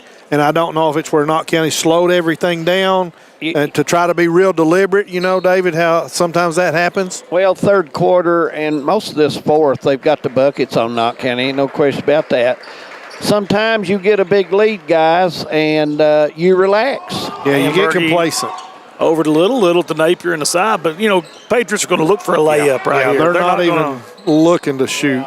Adding some fouls. Coach Honeycutt's guys, I can tell you right now, they're going to shoot free throws or they're not going to shoot at all. Yeah, I agree with you, David. And Letcher Central has to commit 2 more fouls to get them in the penalty. Yeah. Hall back out to the top. And if I'm the Cougars, that's the guy I want to foul is Jaden Hall. Yeah. Yeah, I don't know the next foul they will shoot, so you can bet I think Coach Honeycutt is wanting the ball to come into his best free throw shooters because minute 54, you've got to make something happen in a hurry. Ball thrown, intercepted by Collin. Collin comes in, head fakes, goes up, draws the foul. Yeah. That's a good head fake. He's going to go to the line. And that's a good foul there by Napier. Nothing. Yeah. And what you like, though, is you foul the ball, you don't give them a chance to get the three-point play. Right. Yeah, and make him earn it at the line. That's the old-fashioned way, guys. And here again, we talk about scoring with the clock stopped. Yeah. Con knocks the first one down. He's the one on the team, him and Delaney, that I don't think you want them on the line. Both seniors played a lot of basketball. They got excellent follow-through and form. I may have jinxed him. I think that almost looked like he missed it on purpose. Yeah. As Zandberger knifes in for the offensive rebound, and we've got a 6-point game here. And the Patriots throw it away. Little got in a hurry and threw that one down. And Cougars will have the ball back with 1:40. Ball's going to go into Delaney. Cougars trailing by 6, 1:38 to go. Yeah, Letcher Central needs to have a little bit of urgency here. Yeah, gotta score quick. Score fairly quickly. They're going to try to isolate with Hayes and Delaney. Oh, he walked. Yeah, he sure did. Delaney was waiting on his teammate to cut baseline, and he did not go, guys. Yeah, but squandered opportunity for the Cougars right there.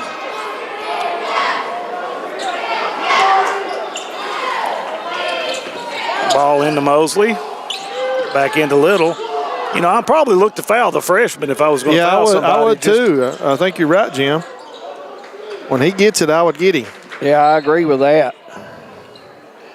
I would foul the youngest man I can get to, guys. But fouls Napier. Yeah, he's probably one that you don't want there either. And I think you hit it right, Jim. Brian, you'd probably want to get the youngest guy on the line. First free throw up, and it's good. Extends the lead back out to 7. minute 11 left in the fourth quarter, and what's ended up being a really nice ball game. Been a great game. I mean, you take the hot start away from Knott County, and you've got a totally different ball game right here. Yeah, Gillum checks in for Addington. Gillum, a really good three-point shooter. Second free throw up, and it's good. Coach Honeycutt will take a timeout, and let's just leave it here, guys. And Hazard and Prairie rematch. Oh, it's going to be a tomorrow night. dandy. I'm telling you, we've had a chance to do a few. I've not had Hazard in quite a while, but Prairie Central is a much, much improved basketball team. Yes, they are. And Coach Hoskins' coach team toward the end of the year, no matter what they're doing early in the season, you can always count on them to be there toward the end. Well, and I think a lot of it, you know what you're going to get from Combs. Dalton's going to go out there every night. He's got a chance of busting 30 on you any night. But it's been really the evolution of Hacker.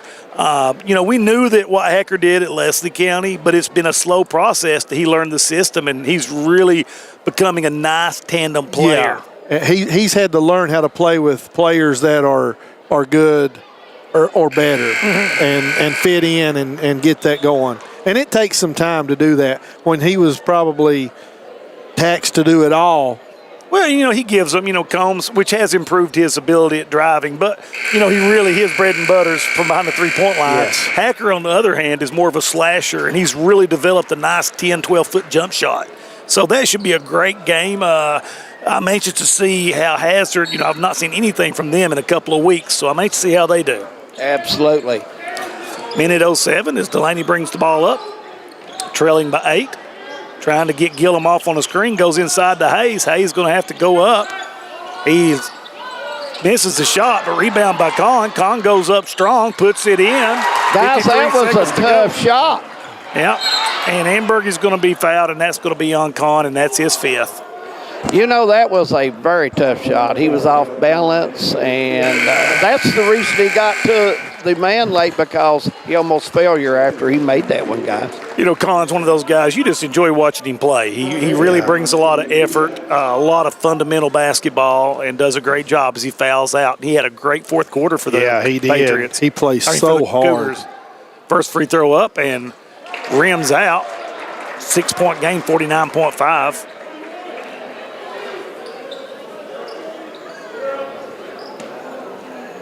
Big free throw right here.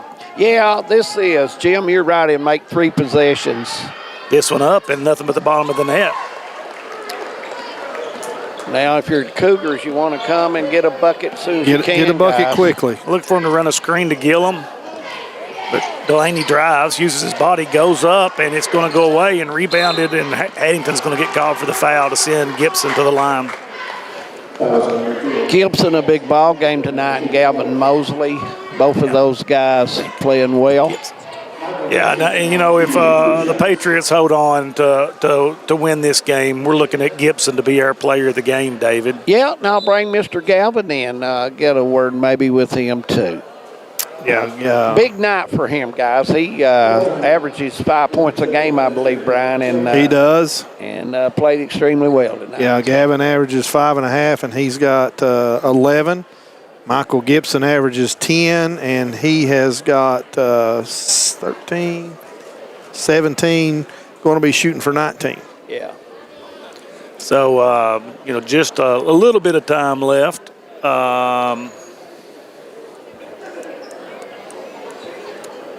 As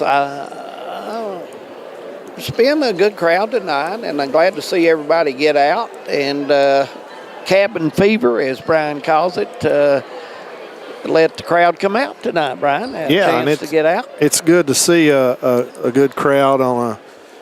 Nobody's been in school for a week, and maybe not next week either. And maybe not next week either. Me and Chris Bailey are big buddies.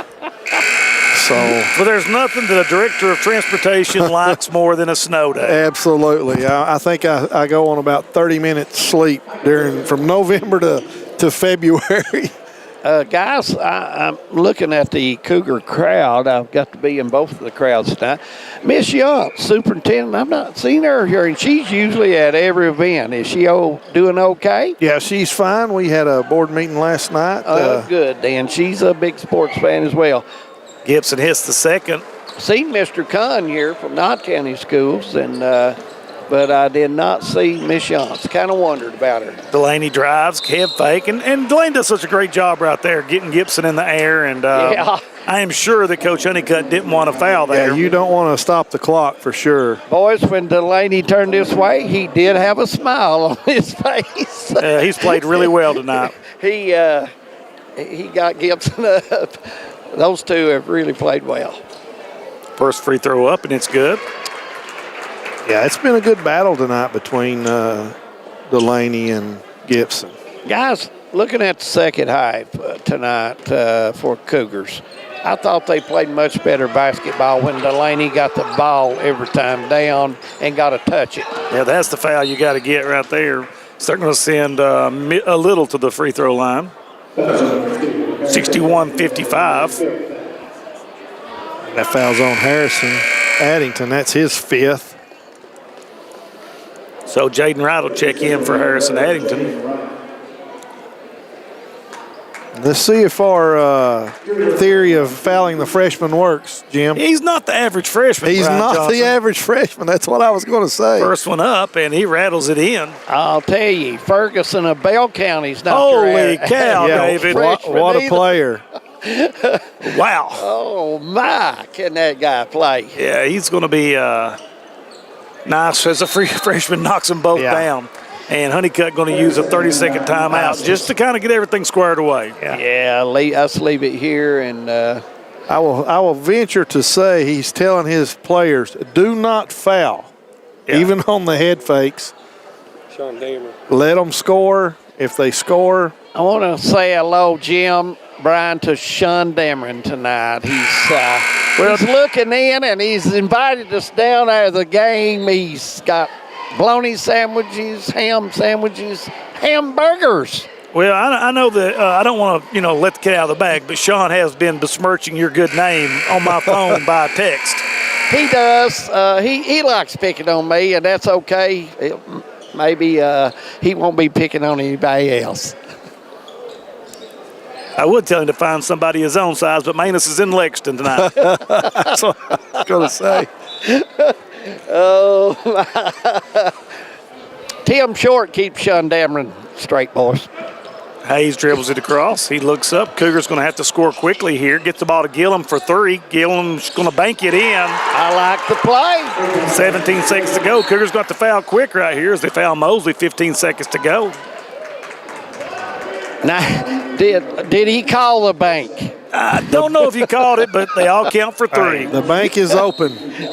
The bank is open, and you're right, guys. The Bank of Hyman are sponsored tonight, one of many, and we want to thank all those tonight as well, as we appreciate them very, very much. Mosley, 2 big free throws here. Can pretty much ice it, I think, if he hits these 2. Yeah, I think so. First one up, and it's going to rattle out. Leaves the door open. Got to hit them. This is a big one here, guys. I'm telling you, with 15 seconds, because Cougars are going to try to score as quick as they can and foul as quick as they can, and you've got to hit it, and he does. Yep. Need to extend the game if you're Letcher Central. Yeah, going to have to take a quick 3 right here. And it's an air ball, and it's going to go the other way with 5.5 to go.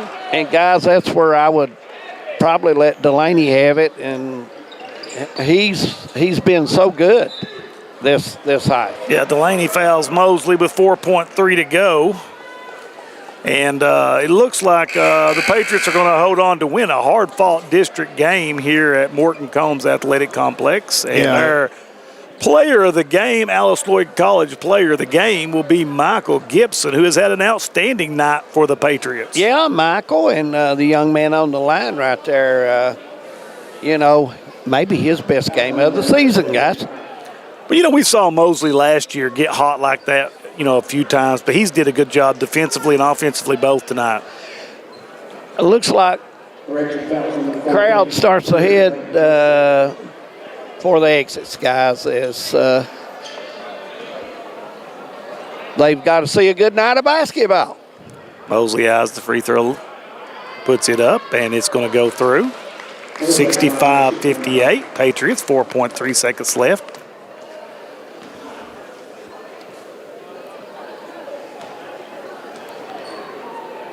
Second free throw up, and it's good. Ball out to Ambergy. At 3, Ambergy pulls from way downtown. It's going to be in and out, and that's going to do us for the game. The final, 66, Knott County Central, 58, Letcher County Central. We'll take a break, and we'll come right back with the player of the game. Time out for great food. This season, everyone is stopping at Double Quick for their pregame and postgame snacks, drinks, sandwiches, and dinners. Come on in and grab a bucket of Double Quick chicken with all the sides, a real family meal for on-the-go eating. Then there's everyone's favorite, the famous Double Quick pizza rolls. Buy them 1, 2, or 6 at a time. We've got sandwiches galore, your favorite drinks, chips, and snacks, and so much more. Be sure and use your Double Quick rewards card, and good luck to all the teams from the team here at Double Quick. Brought to you by Double Quick, Keisha Caldwell Bankruptcy Express, Hometown Pharmacy and Hazard, Mountain Health Alliance,